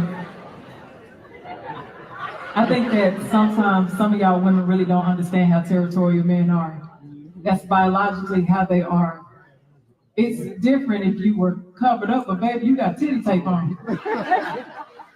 So yes, of course, a man who knows how men are going to look at you, knowing that there's going to be men who are going to be predators or going to pursue you, he's right for saying that. That's not meaning that he's insecure, he's territorial. That's a man's nature, that's absolutely okay. It's your responsibility as his woman to understand his nature and to also have boundaries with yourself, knowing what you are exposing yourself to. I'm gonna say this, I'm gonna be quick. I'm so glad I can have conversations with my husband because I asked him, we had a deep conversation. I said, what is it about women that will make you not wife her? And the first thing he said, the way she presents herself. That's coming from a man. Men will tell you that if you dress provocative, they're going to see you as an object. If you dress sexual, they're going to see you as an object. Stop calling men insecure. That is their God-given right to say, I don't want my woman to present herself out here because not only is she a representation of me, she's a representation of herself. I need to see how you see yourself. I know we always talk about women's empowerment. Dressing like that is not women's empowerment, baby. You can try it all day long. There's nothing empowering about that. Okay. Wow. Yeah, so About that heat. the woman, I guess, that came up was dressed immodestly. And the question was just, is a man insecure if he feels some type of way about his woman being revealing? Yeah. And we definitely have a take on this because Namdi has experience with immodest women. Yeah. But right out the gate, my personal opinion is the more revealing your husband allows you to be, the less he cares. Because I feel like this is a comparison to a prized possession, right? Think about a man's new car, a man's new, I don't know, PlayStation, a man's new something, whatever it is, his grill, whatever it is. He ain't letting everybody get up in that thing, touch that thing, do it on do it on their own. Like it is a certain level. Think of your grandma's china dishes. Like that's locked in a cage for nobody to ever eat on. Think about the furniture that ain't never got sat on unless the plastic is on it. Any of those things, because they view this thing so valuable, everybody cannot have access to that. That is my personal opinion when it comes to a man and his woman. I'm gonna be honest. Anytime I see a woman that is overtly immodest and she's a wife, there are two things that I think. Number one, he don't care. And number two, she needs more attention. And this is where my mind goes, is because just because a woman is married does not mean she is fulfilled. Just because a woman is married does not mean her husband is making her feel sexy. Just because a woman is married does not mean that she's getting attention. A lot of married women are lonely. Wow. And you can tell by how a wife behaves and what she looks like and how she shows up. A secure woman that is loved well, that is friends with her husband, that is being dated and romanced by her husband, there is an essence to her.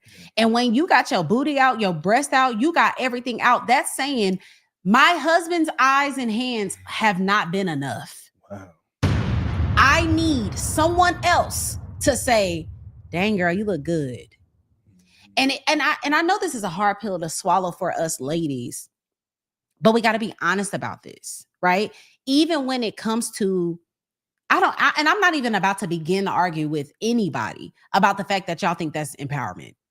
I'm not even going to, y'all gonna have that by yourself, because there's no way you think that being halfway naked all the time, being bent over, twerking, just stepping fully in immodesty, and then don't let a man look at you. He's gonna look. Sure. Yeah, he's gonna moan at you and bark at you and treat you the way that he treats you, because that is how you are. So I'm not even gonna go down that lane. What I want to do is have a real conversation with the woman of God.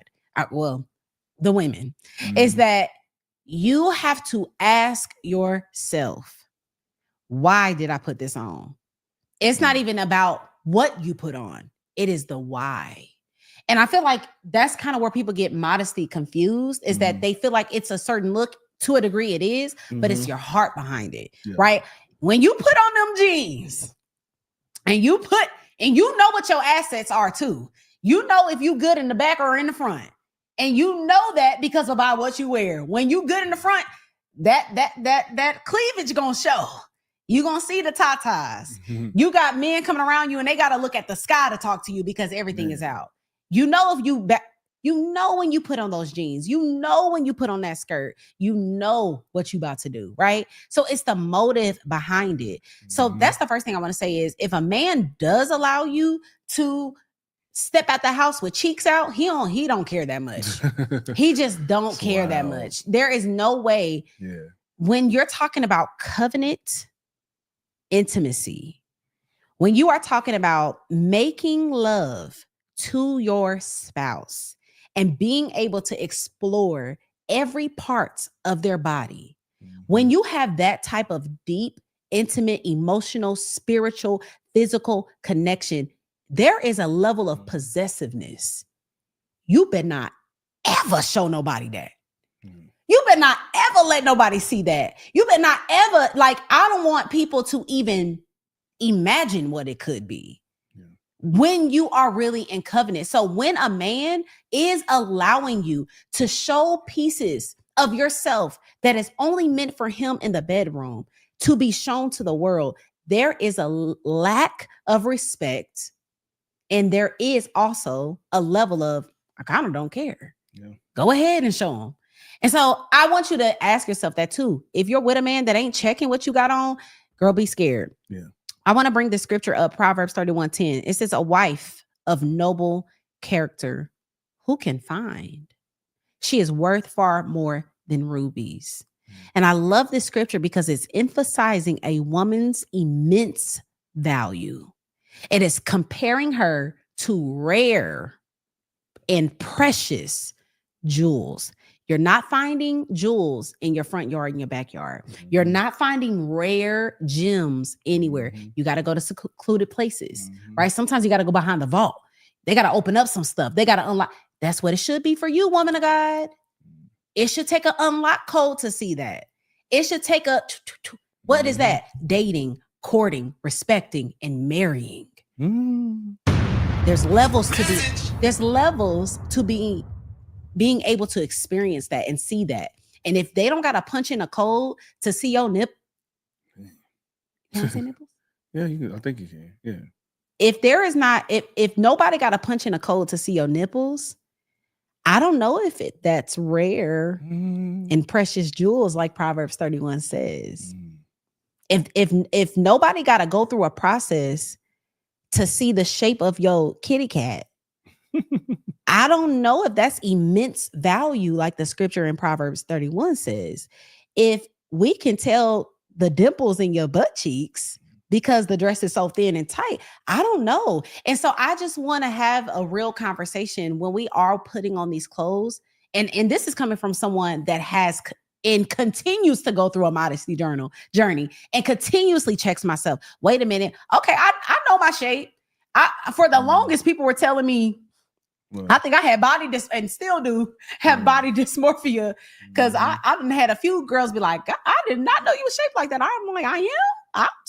I'm thinking I'm still a little petite, and my husband like, baby, you got things going on. You might not want to wear that skirt. Yes, hallelujah. You might want to pull a shirt down. I'm like, it's that big? I'm thinking I'm a normal shape. Just, especially because I feel like we're in Atlanta. So it's so many BBLs. I'm like, I ain't got nothing nowhere near them.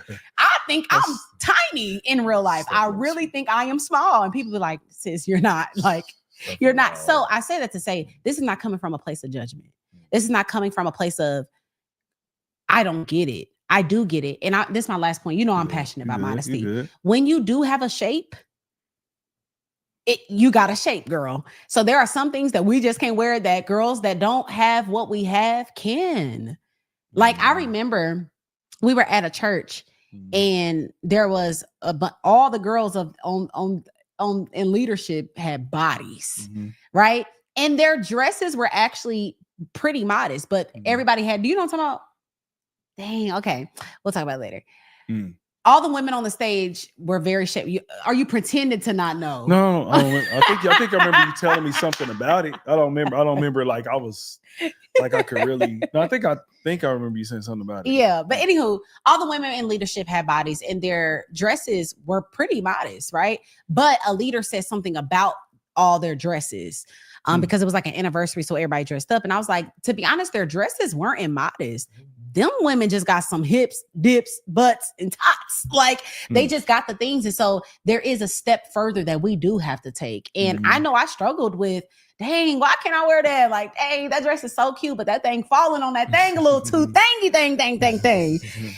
So it's a journey. And I just want you to remember that you are a precious gem. There's immense value to you. And you want to treat that not only internally the way that the word says you are, but externally too. And just continue to work on that. Yeah.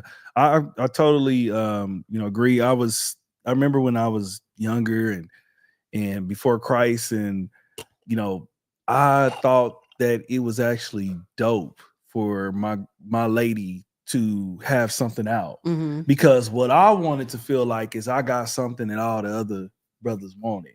So if she showed cleavage or whatever, I thought it was dope. Matter of fact, I didn't really even know it was immodest.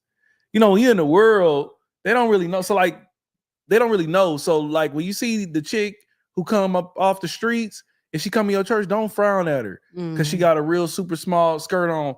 It ain't that she's probably in there trying to catch somebody's husband. She probably just don't know. Yeah. She think that that's just regularly what you're supposed to do. Nobody's discipled her just yet. So again, I thought that was cool. And but when I became saved and I started being around modesty, I thought that was so dope. Yeah. Ladies, it's a way you can show it without unwrapping that gift. You know what I'm saying? Like you got that gift. An example, my wife, when I met you, so petite, but I could tell she had them curves. She was curvy, and man, praise God, she over delivered. Let's just say that she over delivered in all ways. And I believe that women, they can wear something that attracts men. I get what you're saying. What? I just caught on to that. Yeah, I want to. You're gonna have to say that. In a very modest way. Once we got to the marriage bed, okay, I was like, hold up, how did you fit that in the pack? How did you do that? Yeah, that's dope. Wow, so I what did you're not know saying that. is there was a level of mystery. It was a level of mystery. So when you finally unpacked but I was tricked in a good way. Yeah. And so I was like, oh wow. So that's why y'all hear me. I don't gotta lie. I mean, I'm telling y'all, I speak in tongues. I still see this woman walk out the shower. I'm like, he really does. Father? Almost daily. What? I feel like Dave Ramsey gave me better than I deserve. Yeah. I'm like, Praise God. I mean, he's like, better than I deserve. Lord, I didn't deserve this. Lord, I was a wretch undone, Father. I was out here bad in a club, at the Proplex, everything. I don't know what that is. Yeah, it's in Kansas City, whatever. But at the shop, everywhere, all of it, Club Live. I was there with the frat. Oh. No, baby, stop dancing on live. Oh my God. I was messing around. I was out there bad. But like, God gave me, just a gym. And I'm just saying that you as well, you could dress with nice style and a dude be like, dang, that's dope outfit. But they could tell you got something without you showing it all. So I say you will attract who you are. Okay. So if you're immodest, you're more than likely going to attract a man who loves your body, but not you. You're going to attract somebody who loves your body and not you. And the thing about that type of man is, as soon as he finds some more eye candy, he might be on to the next. Yeah.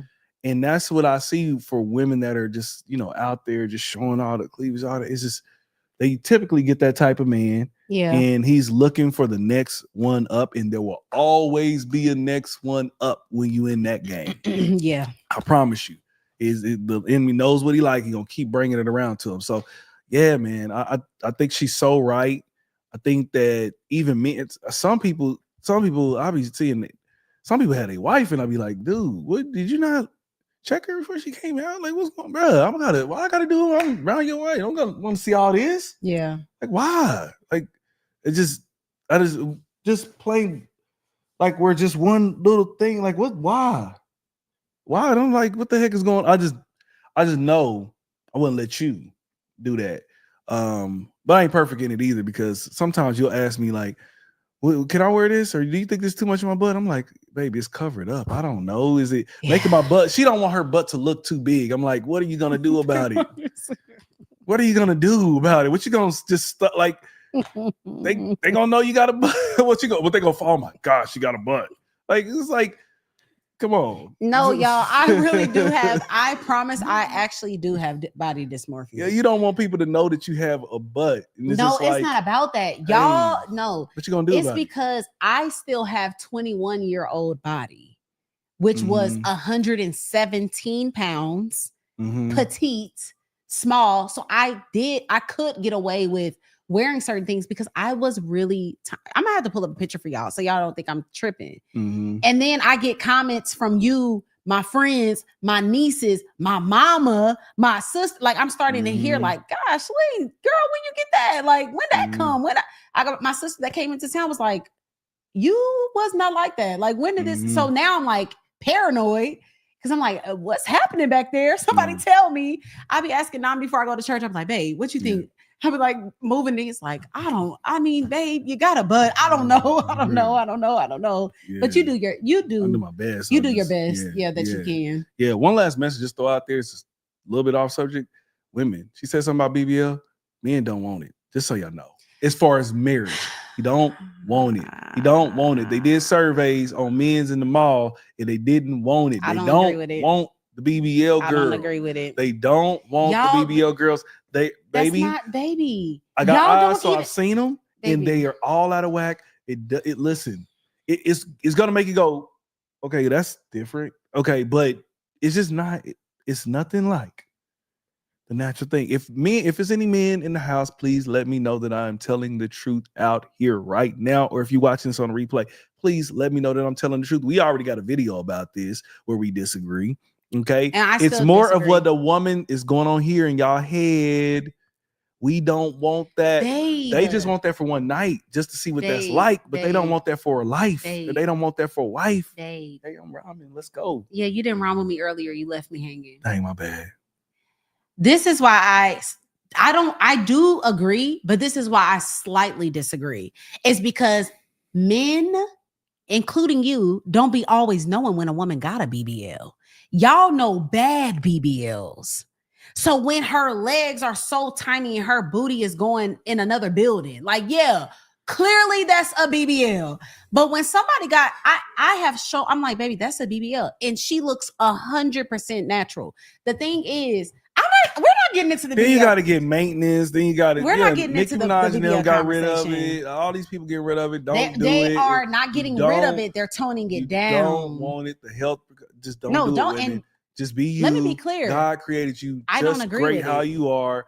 There's somebody who loves you and will keep you, be with you for the rest of your life, just how you are. Don't do it. All right, that's it. But yeah, we want to know, what do y'all think about, this? Is this insecure when a man's trying to cover up his woman? Is it been too territorial? Let us know in the comments below. This is an Iwegbu production. Period. Go to these comments. Yeah, y'all. Yeah, we almost went into something. I had to prove you wrong then. You baby. did not prove me wrong. Nobody wants that stuff. You didn't prove me wrong. Men do not know when there's a good BBL. Y'all don't know. Y'all don't know. Y'all don't be knowing. Y'all know bad BBLs. You don't want it. Y'all know bad. You do know there's a such thing as skinny BBLs. Women that are small. No, okay. All right, you ready? Oh, okay. I'm sorry. Ready for what? The comments. I'm sorry. Go ahead, pull them up. I'm sorry. The reason why we doing that, I'm bad at multitasking, y'all. So y'all pray for me about multitasking, man. So I'm having to do. I can't wait till it's one day where I can be like, "Hey, chat, what they talk? Pull it up." Oh, okay. I see y'all in the chat. What's good? But I can't wait for that day, because doing this and then be trying to listen to me, I'm like, he can't do it, y'all. I'm not. That's not my gifting. So y'all pray for me in that area. All right. pull which comment you want me to pull Oh, up? you want me to?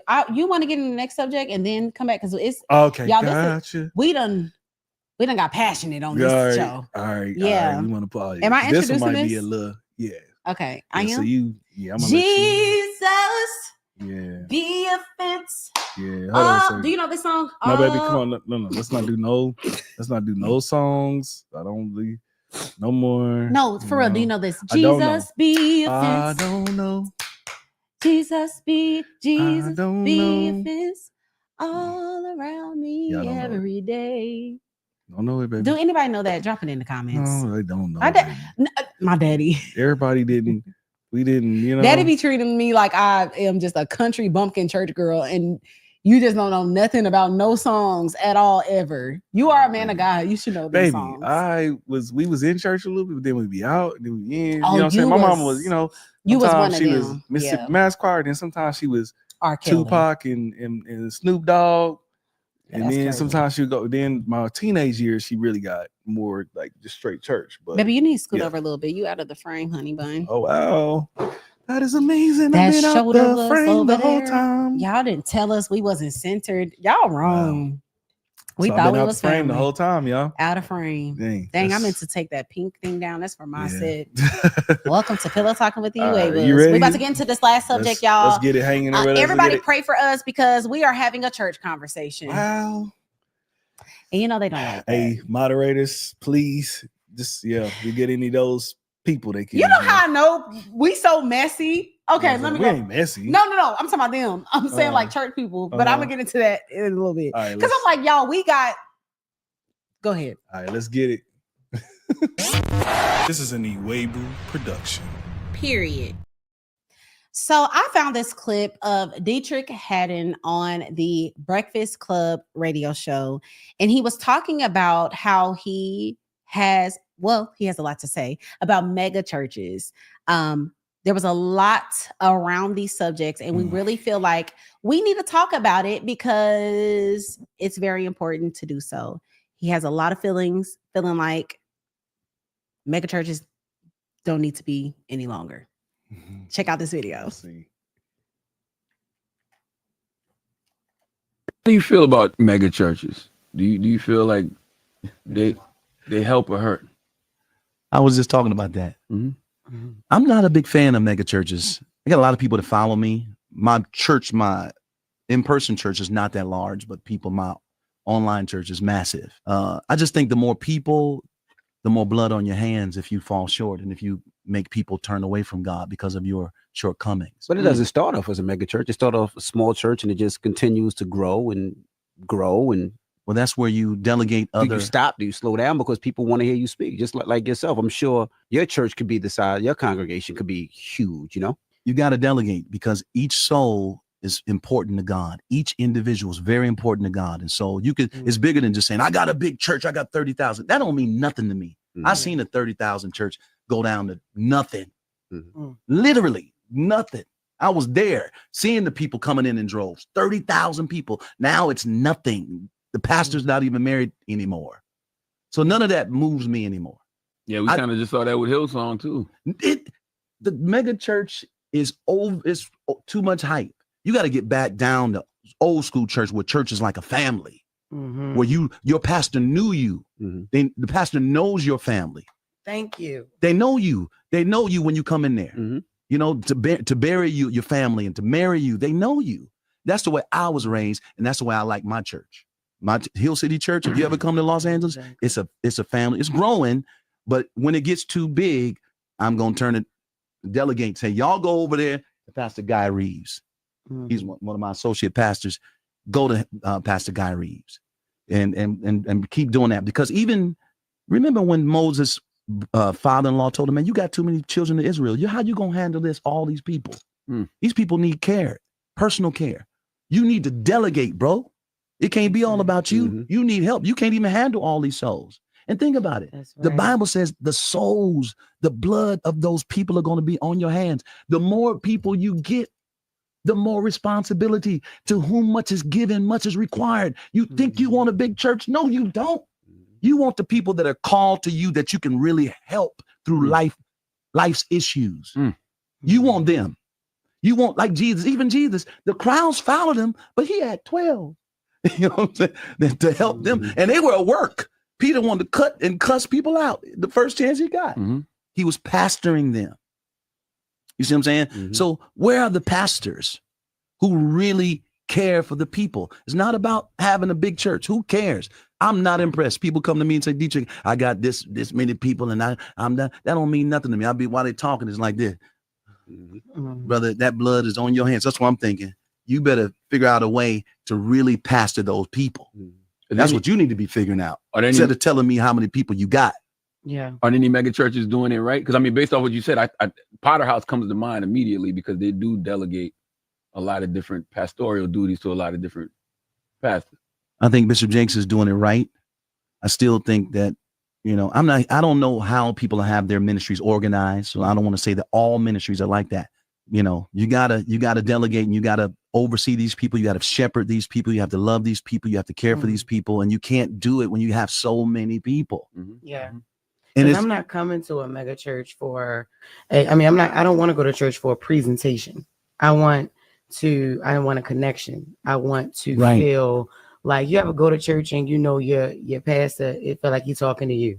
Yes. You know what I'm saying? Like, yeah, I love that intimate, that because I still go to the same church that I was born in. Right. Like, we'll never not stop going there, you know, but I know I have a relationship with the bishop and his family. Right. You know what I mean? I know my first lady. I know her kids. Like, they know how to cover me when I'm on the road. And because I'm a stand-up comedian. I meet a lot of people. You know, I do meet and greets and stuff like that. So a lot of that energy is contagious and a lot of it is draining. You don't want it on you. I just don't feel right sitting in a mega church where it's more of a presentation. It's like, I don't feel that spiritual food. I'm not being fed there. How do you feel about? Scoot over, babe. All right. Yeah. I already see the comments and some people are saying, well, like, it's kind of given that that's the truth. Right out the gate, every time I hear a point, even if it's true, I try my best to like sense the spirit behind it. And so I think that there are absolutely some things to agree with and also some things to pull out of what Deitrick Haddon said. And right out the gate, me and Abdi talk about this all the time because he spoke on kind of like that caution that you should have when leading so many people. He's like, that's a lot. Like, you should be aware of the responsibility. You should be aware of that weight. And I feel like we've talked about this before, like people that are jumping and running to be a pastor, jumping and running to lead, jumping and running. Like, most people that are actually leaders were dragged into it by God. Like, Didn't want to do it. God, why me? Out of everybody, Moses, I'm stuttering. You want me to talk? You know what I'm saying? Like, you got to think about the people that he pulled out. It wasn't people that was like, yes, please, I want to be in charge of. So I do think that there should be a healthy, I don't even want to say fear, but a healthy respect for the position, right? It should be a level of, okay, to whom much is given, much is required. I got to know that. What do I have to sacrifice? What do I have to give for this? Because when when you called, you lay your life down for that. So I do think that there's a healthy side. Then I do think there is a level of fear though. There is if I stumble and I fall, there is this. And I also think that comes from the culture of so much that is so visible to us of seeing pastors fall and the church just destroying. Like it's some people. What's that man that they said was speaking in tongues while he was cheating on his wife with the mistress? John Gray. That ain't never really came back. Yeah, allegedly. Yeah, that ain't like some of their reputations were done. Yeah, after so I get why it's like heck no, but it's like we can't go into our assignments with the Lord thinking about when we'll fall.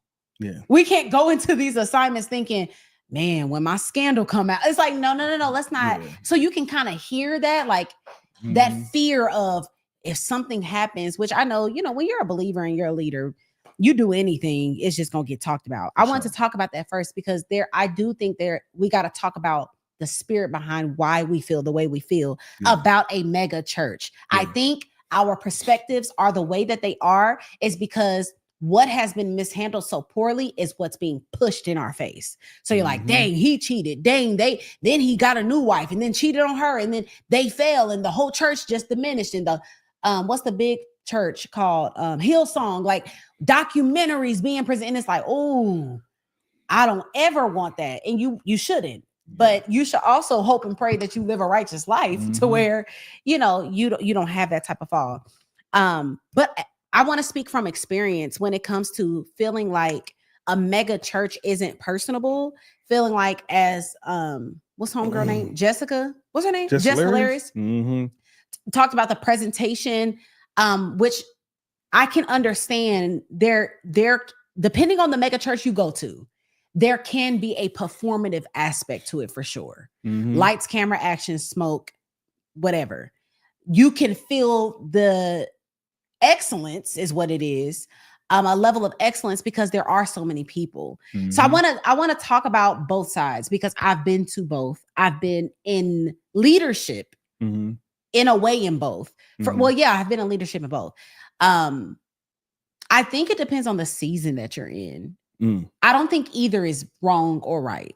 I think depending on what you want, the season that you're in, that's what you're called to. For instance, more specifically, I do feel like people that desire to teach, speak, lead, and be in positions tend to love smaller churches because that is more of the training. That's more, you probably will be able to speak your first sermon. You probably will be able to lead worship because it's 7 of y'all. So you can become the worship leader pretty quickly. And so in the beginning of my ministry, when I did feel the call of preaching and worship leading and teaching, smaller churches were more appealing to me because I desired mentorship. Back then, I haven't heard this in a minute. Spiritual father and spiritual mother. I don't think nobody said that no more. I think y'all divorced. Yeah, we divorced that. In 2020, everybody said, nah, no more. No more of that. Nah, yes. Yeah. I don't know what. People was calling their pastors daddy too. I think a lot of church hurt happened in that transition. You remember that? Or was exposed in that transition. Go ahead. That people were calling their pastors daddy. Yeah, it was really nuts. Yeah. But at that time, I was in the season of desiring spiritual parents. And so when you do desire spiritual parents and you're a leader and you're a speaker, a teacher or worship leader or a leader in general, you do tend to most of the time want a smaller, more intimate because you're like, I'm trying to grow. I'm trying to learn. I'm trying to stretch. I'm trying to evolve. I want that real close, intimate experience. But now in my experience that I have my own ministry that I lead, I'm doing my own, me and Namdi have multiple businesses. I'm running many of things. Now we are in a mega church and it was a relief to not feel the need to have to step into leadership because the church is so small and it needs so much help. Me and Namdi have been to smaller churches and because we're both leaders, we're like, shoot, man, we should step up and be assistant pastors and, step up and help them with this and help them with that because we're administrative at the same time. We're speakers, we're leaders, we're all of these things. But now that we got so much going on, we want to go to a church that is established, a church that doesn't need us. And so that's where we're at. Again, when we went to the church that we're at now, it was a relief to me to sit down and to just receive and not be in the back worrying about sound, worrying about you. Okay, is she coming? Is the soprano? Where's she at? Did you get the music? Where's the piano player? Oh, he not coming today. Did you call the next person talking to pastor in the back room? Like I did not want that. Yeah. I came and Namdi had to force me at the church we're at now to even just join some stuff. Like, if you gotta get in a group. I'm like, I'm cool to be honest. So I think that my last point that I'm gonna make is a lot of people that have something to say, and I'm not talking about Deitrick Haddon. A lot of people that have something to say about church don't even be going to church. The pastors are this and the God. When the last time you been to church? Last Easter of last year? Girl, everybody's mega church is not like that. Like you're calling excellence a presentation. Which I want, because look, me and Namdi we were done with speakers busting and sound going in and out and no air conditioning and struggle time church. Like we were done. That season was done for us. Maybe that's your season. Maybe you're like, no, I'm trying to be in the grip with my pastor. I'm trying to be in the midst. I'm helping them raise money for this, and that.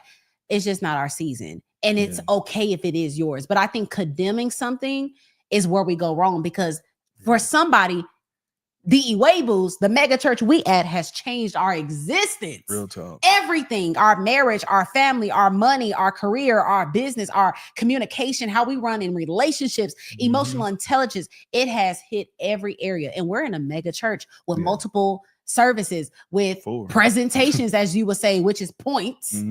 See, the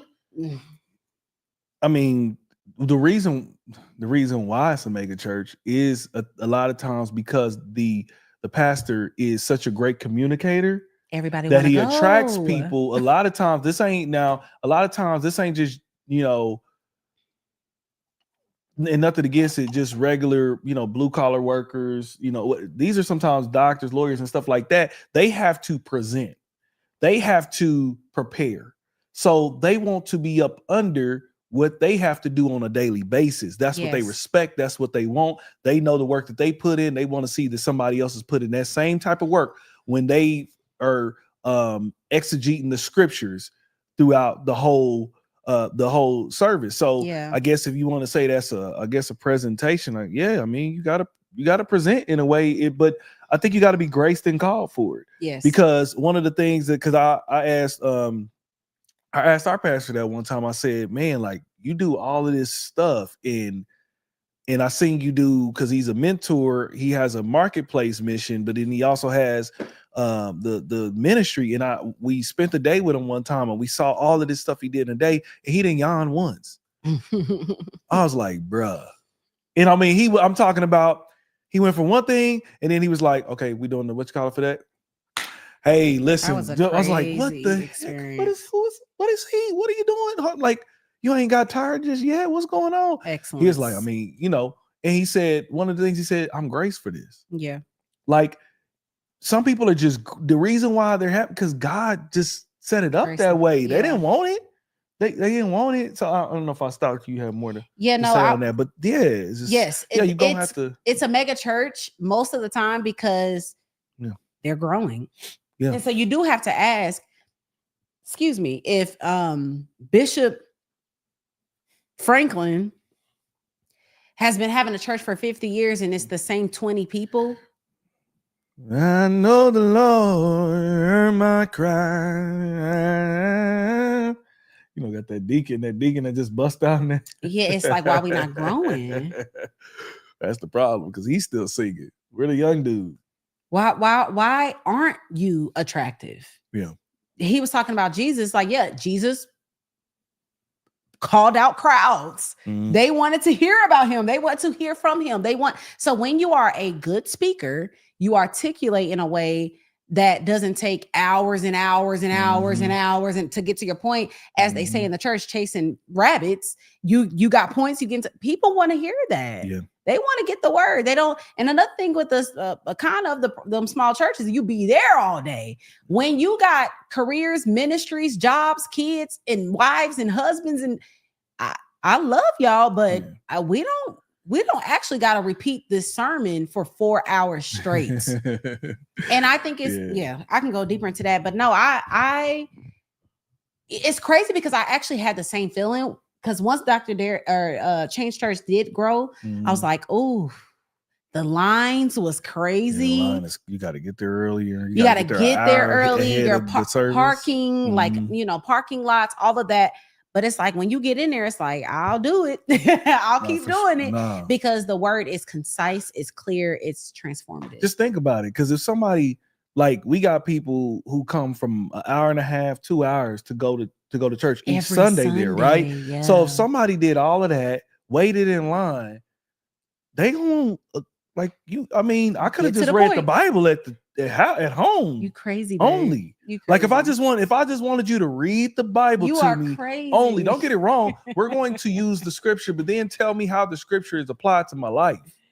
You understand? And so if I just wanted that alone, I didn't have to travel for over an hour. You please make this somehow hit home. What Dr. Derry say? Please show me that you sat with this Yes. for a while. He said, if I'm not teaching you something new, I'm not doing my job. He said, I'm not doing my job. And every time he shows something in the script, I'm like, man, I never thought about it like that. It's not like twisting it. No. This is somebody who's very educated in this way. He break it down all the way to its baby sense. Yes. Like to the ABC 1, 2, 3 of it. So I'm like, okay. Man, I'm gonna be honest.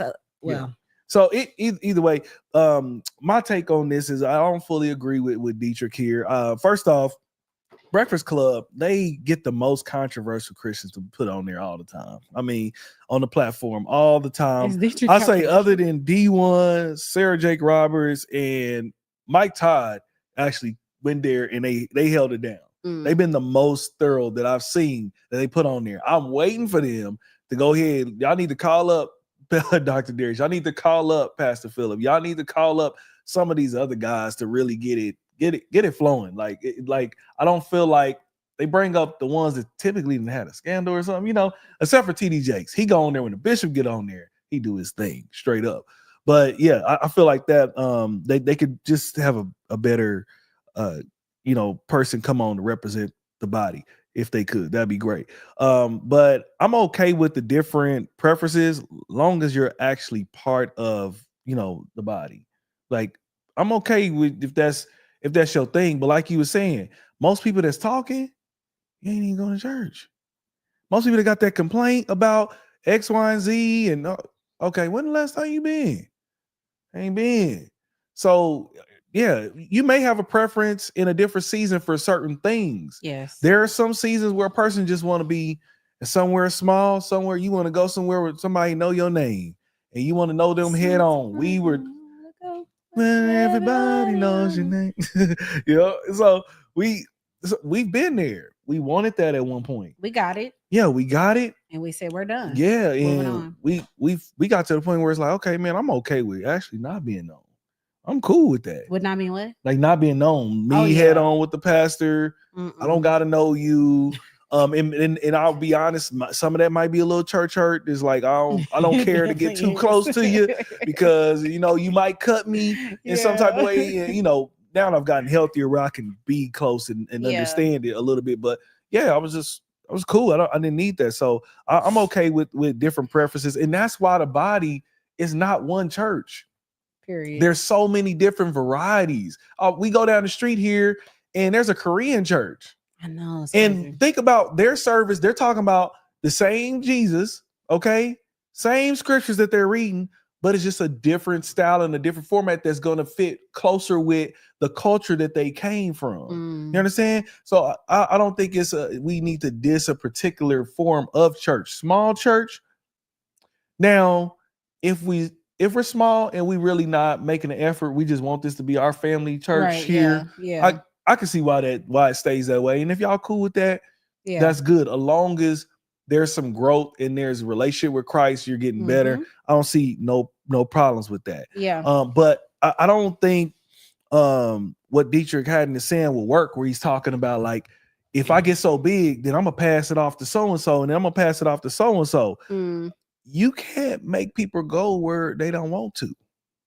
Like, they gonna go. You need to go to churches where you're fed. They're like, we want your voice. Yeah.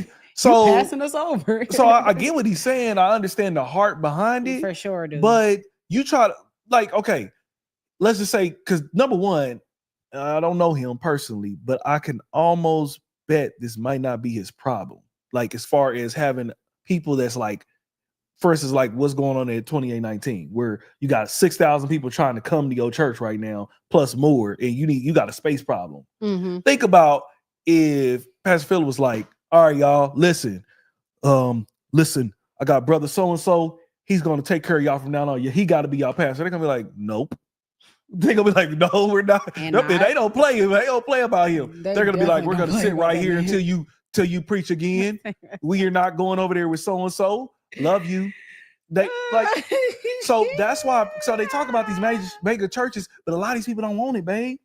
Yeah, they don't want it. So what they had to do, for instance, like with our pastor, they got 2 campuses in New Jersey, and they got about to have 2 here. Got another one being built, and because he can't say, "Hey, here's Pastor so and so, he gonna preach you the word." Now it's like, but that ain't that's not what's feeding me. What God has put in your mouth in this season is what's feeding me. How you do it, all of that. So he has to do a telecast to the different locations. So I get the heart behind it. He feeling like that's on your hands. No, he's still shepherding. He still goes up there. He has pastors in place that have his heart, who knows the vision. It's okay to not want it though. Yeah, if you don't want that, that's fine. It's okay to not want but what I'm saying is just like he thinks that no, that's whack. Like we need to, he didn't say whack, but he just said what pastors need to be doing is they need to be breaking off. And I get it. And I think a lot of pastors probably would. If now get it, mind you this, like we've been in places where the other pastor was just as good at giving the word as one of the other, the main pastor. He was close to it at least. Where they could have said, hey, where that pastor, let's just say this is an assistant pastor comes and says, hey, I got a vision for building a ministry. Will you bless me in it? Yes. Actually, I'm going to give you hey, I need some of y'all to actually go with him and see if some people will pray about it and actually go there. I remember Tim Ross telling me that there was some type of situation like that. I believe when he started his church, when he was a pastor, he said, in this, I think it was a dub pastor who he was up under, said he's going and I'm going to help you do it. Said dub. I'm thinking we talking about ourselves. I'm sorry. Okay. So that's an insider, y'all. Oh my God. That's why are you laughing? Come on, man. Come on, man. You just kept going. Come on, man. Keep going, man. I'm sorry. Listen, when we sorry, okay, y'all. That was so an he insider.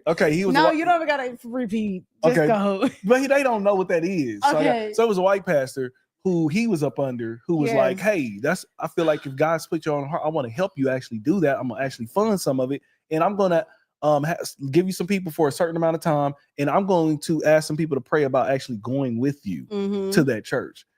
That possibly could work if that's another great communicator who's on the same level as that pastor or whatever. So and I also have, last thing on this, I have a problem with people who make statements like Jess did.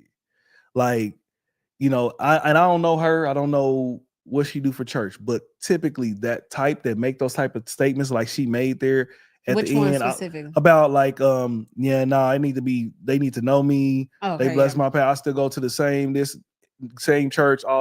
What I typically find out, again, I don't know this for sure about her, but I'm just talking about when people talk like that, like, oh no, I needed to be where I know them, or I needed to be that. And then you ask, when the last time you went?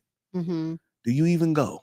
Yeah. You still think the church is mainly with the ones with the pews. That's the type of stuff that make me mad. The one you see the movie and it still got the old pews and everything, and they still got the robe. Church ain't even like that no more. Yeah, it's like most churches are not even like that no more. Why are y'all still putting it in Tyler Perry movies like that?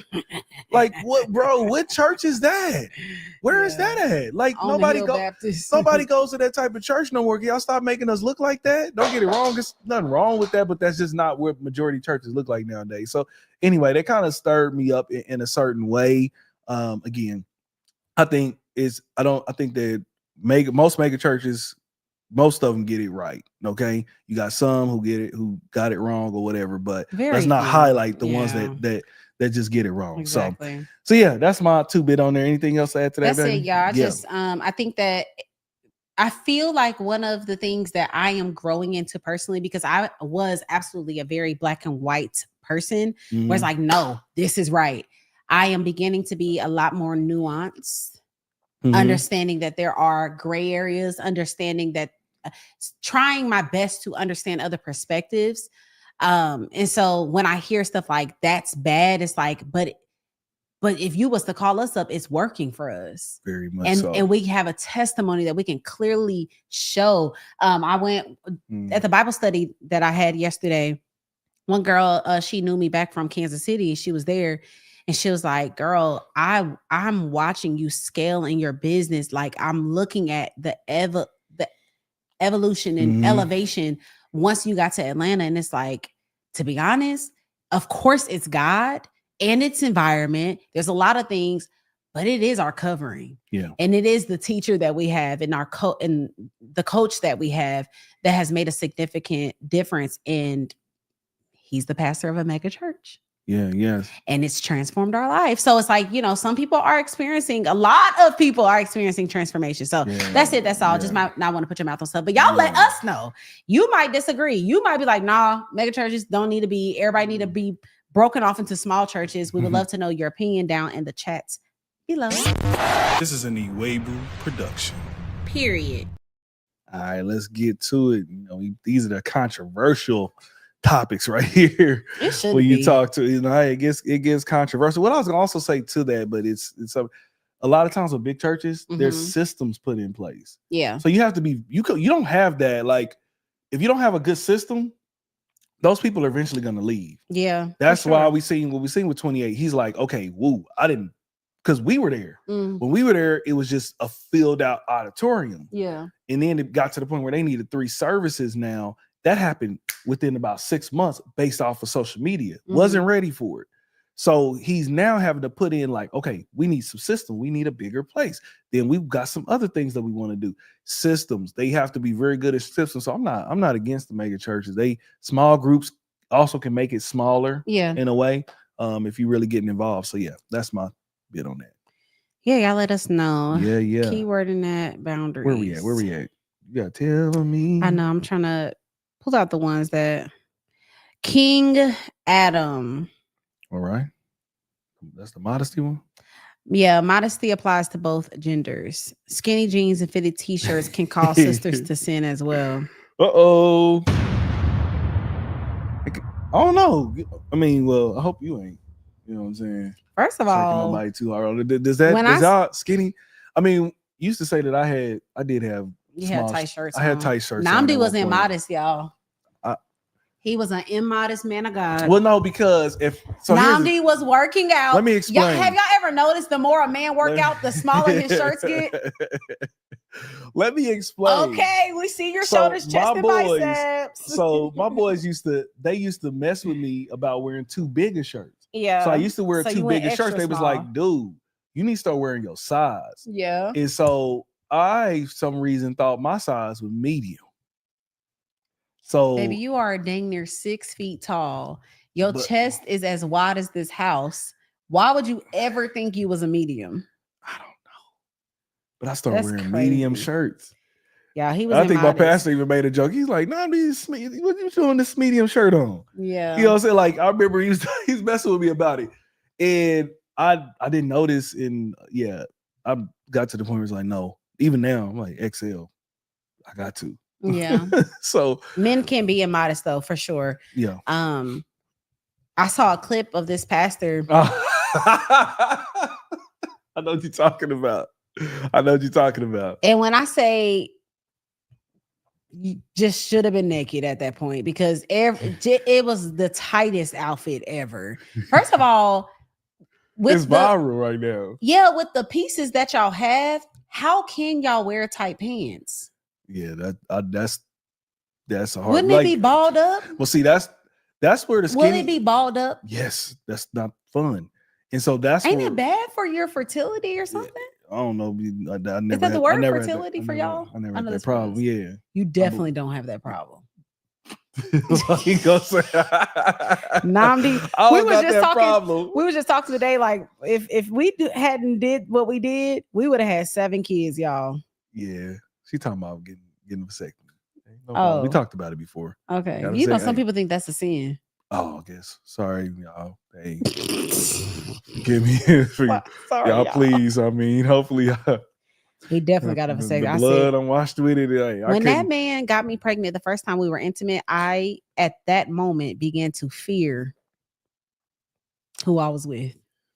I said, "What?" I would have kept going, man. I had to stop. Hey, listen. I said, what? I said, this ain't about to stop. She ain't gonna have no type of career. Oh, I gotta get. I would have got pregnant every year. Taken care of. Yeah. Dang it! What was I saying before that? Dang, baby, I don't know. Oh, how do y'all wear super tight pants and y'all have equipment? Yeah, I don't know. I'm glad the skinny jean phase is out. Yeah, I am too. Because I'm glad things are back. I couldn't here. keep up. Plus, sometimes them pastors would try to be hip, but they got like skinny jeans. Yeah, Be that's like terrible. a bigger dude. He'd be like, Yeah. dude, why are you? Don't do that. Don't do it. I can relate. Okay, let me see. Yeah. Jew said, I'm absolutely territorial. Or For real? territorial? That's how you say it. I Yeah. don't know yet. As you should be over your wife. Sometimes RMJ3142. Where we at? I don't Okay, know there we this. go. Sometimes truly modest women get confused on what men look for because on social media they see what type of women get the attention and likes. I agree. Yeah. For sure. I actually was gonna share my modesty experiment that the Lord called me to. Oh my gosh, it had to be before 2020 because we were in Raymore, but it was a very unique experience, and I realized, like, okay, how do I talk about that? I'm trying to say it without sounding like cocky and say I always get hit on. I don't want to say it like that. She do. It is what it is. I mean, it's like clockwork. I'll be like, baby, what you think? You're beautiful. It's like, they're gonna stare. They're gonna. It's really a unit. Y'all, you're like a unicorn. Like when men compliment me on my feet, and I be thinking that's the boldest. Why they look where? When? Baby, I told you at the coffee shop. He said I ain't seen a woman toes and nails match in forever. Stop looking at my stuff. But I'm like, y'all men be outwardly, baby, stop. Things is nice. No, and I hate. I'm like, why do y'all do that? Jesus. That's so unique to me for a man to. Anywho, what am I getting at? I don't know. Men have always tried to talk to me, but I went on a modesty like experiment where I was only wearing like. It was terrible to be honest, but I was wearing like really covered up skirts and like long shirt. And I did it for like, I don't know, maybe like 2 weeks or something. And I remember the type of men that complimented me. It was a very different type. And I'm like, dang, I wish women knew this because these are the men that y'all actually want to marry. No, go ahead. Baby, what? Keep going. Go, baby. No, you I are want you to talking lose with your it. I don't want eyes. you to lose Go it. ahead, tell me. No, I was just gonna say, remember when you was about to like start Stop dressing No, like I don't want you to do it. Don't say that. Oh. Don't say it. Don't say it. Well, No. Okay. No, okay. because I'm really sad about that because you didn't let me. What? You did not let me. You did not Baby, like me in that. yes, no, I you didn't. did. You was like, yeah, I want to see you sometimes. Baby, no, it wasn't like baby. No, I did not. Baby, that's not fake news. Oh my God. Fake news. That's your president. Fake news. Why would you say my? We got to get off of here. So yeah. Anywho, y'all would be surprised on how. See, that's why we got to go. Let me see where we at. I'm sorry. Okay, let me see. But we know. I don't know what she's talking about. Joshua, you got to remind us. Yes, thank you, Fred Hammond. What song was I singing? But it is Fred Hammond. Y'all compliment each other very well. Thank you, Tanya. Oh, somebody left this. Did I pass it? Yeah, I'm about to get to it. Okay. Shia, thank you for the super chat. Let me get it.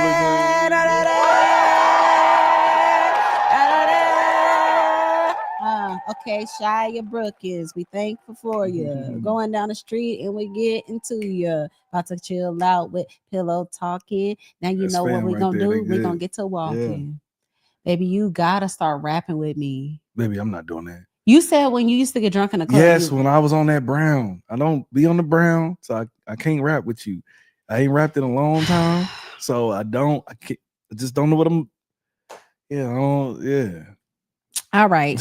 Somebody said delegate. Okay, as long as people are getting saved and they are not idolizing. This is RMJ 3142. I don't know why I'm rapping tonight. I actually don't know why I'm saying that. Sorry. Okay, I'm sorry. Go ahead. Go ahead. I'm sorry. Go, baby. I'm sorry. I see two different things here. Sorry.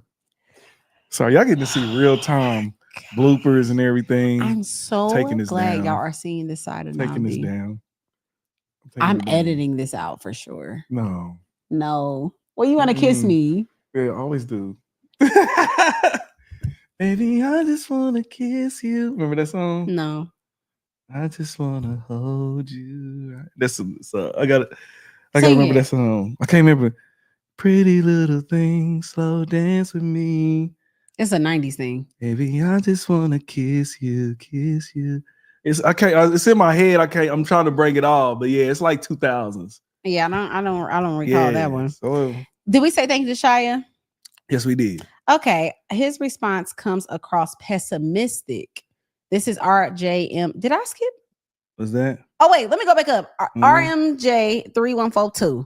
As long as people are getting saved and they're not Mhm. idolizing the pastor, so be it. However, one reaches salvation is cool with me. I go where the Holy Spirit moves me. Yep, true. Yeah, no, just don't get to worshiping the pastor, y'all. Please. Let's Yeah. not do that. Yeah. Shia said Tyler Perry movie churches are insanely hilarious. Okay, you want to pull them up, baby? No, Go I'm ahead. trying. Where you at? Where you at? Go ahead, but No, I'm trying to see where you under at. the Shia, Tyler Perry movie churches are insane. You can start pulling them I'm up. probably like way off. No, you're not. It's right under the Shia super chat, babe. I can't see. Just that's what I'm saying. Just pull up the ones that you Okay. see. Yeah, there it is. Where- That's where we're at, right there, baby. This? That's the super chat, honey. You already seen it. Right. I'm saying that's where we're at with the comments. That's the Okay. order. So you can pull up any of those. Okay. This So only whichever need this. Only one. I don't know which one. Oh, I see the Tyler Perry churches. Yeah. Are insanely.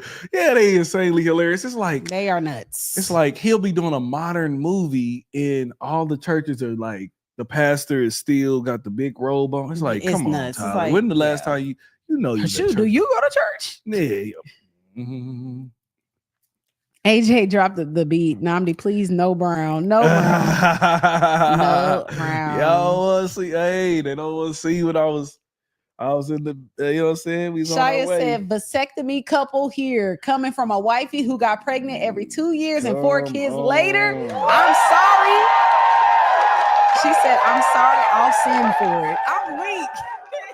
She said, I'm gonna be in sin rather than okay. If it is, I don't think it's a sin. We had to do what we had to do. At that point, I had 4. Hey, listen, nowadays, whoo. Yeah. Anybody, if you got, I think 2 is enough nowadays. I think if you care about your kids, if you want them to have a decent living, be in programs, do all this stuff, might not want to have 20. The cost is just crazy, man. You better be balling. Yeah. Well, look, y'all, this is one of our longest lives, and we definitely don't want to keep y'all all night. We truly do appreciate y'all being here with us, kicking it with us, experiencing all the things. Because when I tell you I'm deleting moments out of this live, because my husband, y'all would have thought he was sipping on something. I'm deleting. But we can't. How I can't? Because we have to take the whole thing down. You have to redo it. It's just like it is what it is. They that's their treat. Let them come for me. That's their treat. I can't keep running. I'm not running no more. I'm tired. This is who we are. It is what it is. This is what I've been learning. When you get around more, like especially, I think that's what also is big about our mega churches, because there's so many like entertainers, actors, and all that stuff around there. We're around people who have been talked about. Mm-hmm. And so you actually get to know, okay, because you can I don't know what word it is, but you can just kind of have this sense of just seeing somebody on TV and it's not as real. Mm-hmm. But when you see that person just a row or 2 up from you, it's different. Yeah. And what you notice is like, man, these are really good kind of people. People walk up to them and say hi and sometimes ask for pictures and stuff like that every once in a while, and they're good people genuinely, and people still make, content about some of them. Mm-hmm. We know, like I said, one of the hottest pastors out there right now, people making content, this stuff that's bad about him or whatever. And it's like, overall, like you can't run from it. Yeah. If you're going to go up, the more you go up, somebody gonna make a channel about you. Absolutely. Somebody gonna go through your whole life and be like, see, now here's this false doctrine right here. Because sorry. No, I'm saying I was about to say we ain't even, I don't think that we that huge at all. And I had a young lady dedicate her TikTok to me. I'm like, oh my gosh, what? Yeah. You have the time to like go through my Instagram, my YouTube to come together of the conclusion of how I'm whatever. Like that's insane. Saying that you saying definitively that you're this. And it's just like when we talking, that's what I think we have to be careful on. Even when I was just, talking about where I disagree with Jess and all them, it's like, I don't know you got to speak like, I don't know Yeah. exactly. But typically, when I hear this type of person speak, this is what it is. Yeah. I'm not saying that that's her, but you know, when you speaking like that, because you don't know. Yeah. You know what I'm saying? So anyway, all I'm saying is I ain't scared no more, because at the end of the day, if you're gonna grow, if you're gonna continue to go up, if more people subscribe, if more people watch us and all that, and y'all should share this with somebody, y'all definitely should. You know what I'm saying? Then it's gonna be some flack that comes back and people gonna talk smack, and it is what it is. One thing I do want to make sure that you tell the ladies that's in here about your community before we leave, baby. What tell them about Ladies of Light. Yes, I lead a community called Ladies of Light. It is a community of women that desire to grow in their femininity, become kingdom wives. You want to grow in your relationship with Christ. It is the place you need to be. Girl, stop slacking. You know you need accountability. You need a coach. Coaching has changed my life, and I would love to have you a part of it. And yeah, we have book clubs, prayer calls, all the things that you would ever want. We're growing. We're going to continue to grow. So you definitely want to click the link in the bio in the description and join the community. Yes, make sure that y'all do that, man. Well, hey, listen, we are so grateful that you all have rocked with us this whole time. It's You like keep I said, going in that corner. okay, I do. I Yeah. probably do. Y'all hear the ice maker? But we're appreciative that you guys rocked with us this whole time, man. Make sure you share this with somebody. Yes, Y'all probably want to look please. at our last live. That got real wild, crazy there as well, man. Make sure you binge. If you just not rocking with us, go through all the videos, follow us on all the different social medias. But we'll be back next week, same time, doing this again. So Another banger. So until then, we will see y'all. Peace. This is an Iwegbu production. Period. Hey, thank you for making it to the end of this video. If you could do us a huge favor, please hit that like button and please subscribe. Yes, and please do not forget to hit that notification bell. We need y'all to be locked in every single time we drop this fire content. Yes. Also, we need y'all to follow us on all social media platforms at the Iwegbus. And look, we will see y'all on the next video.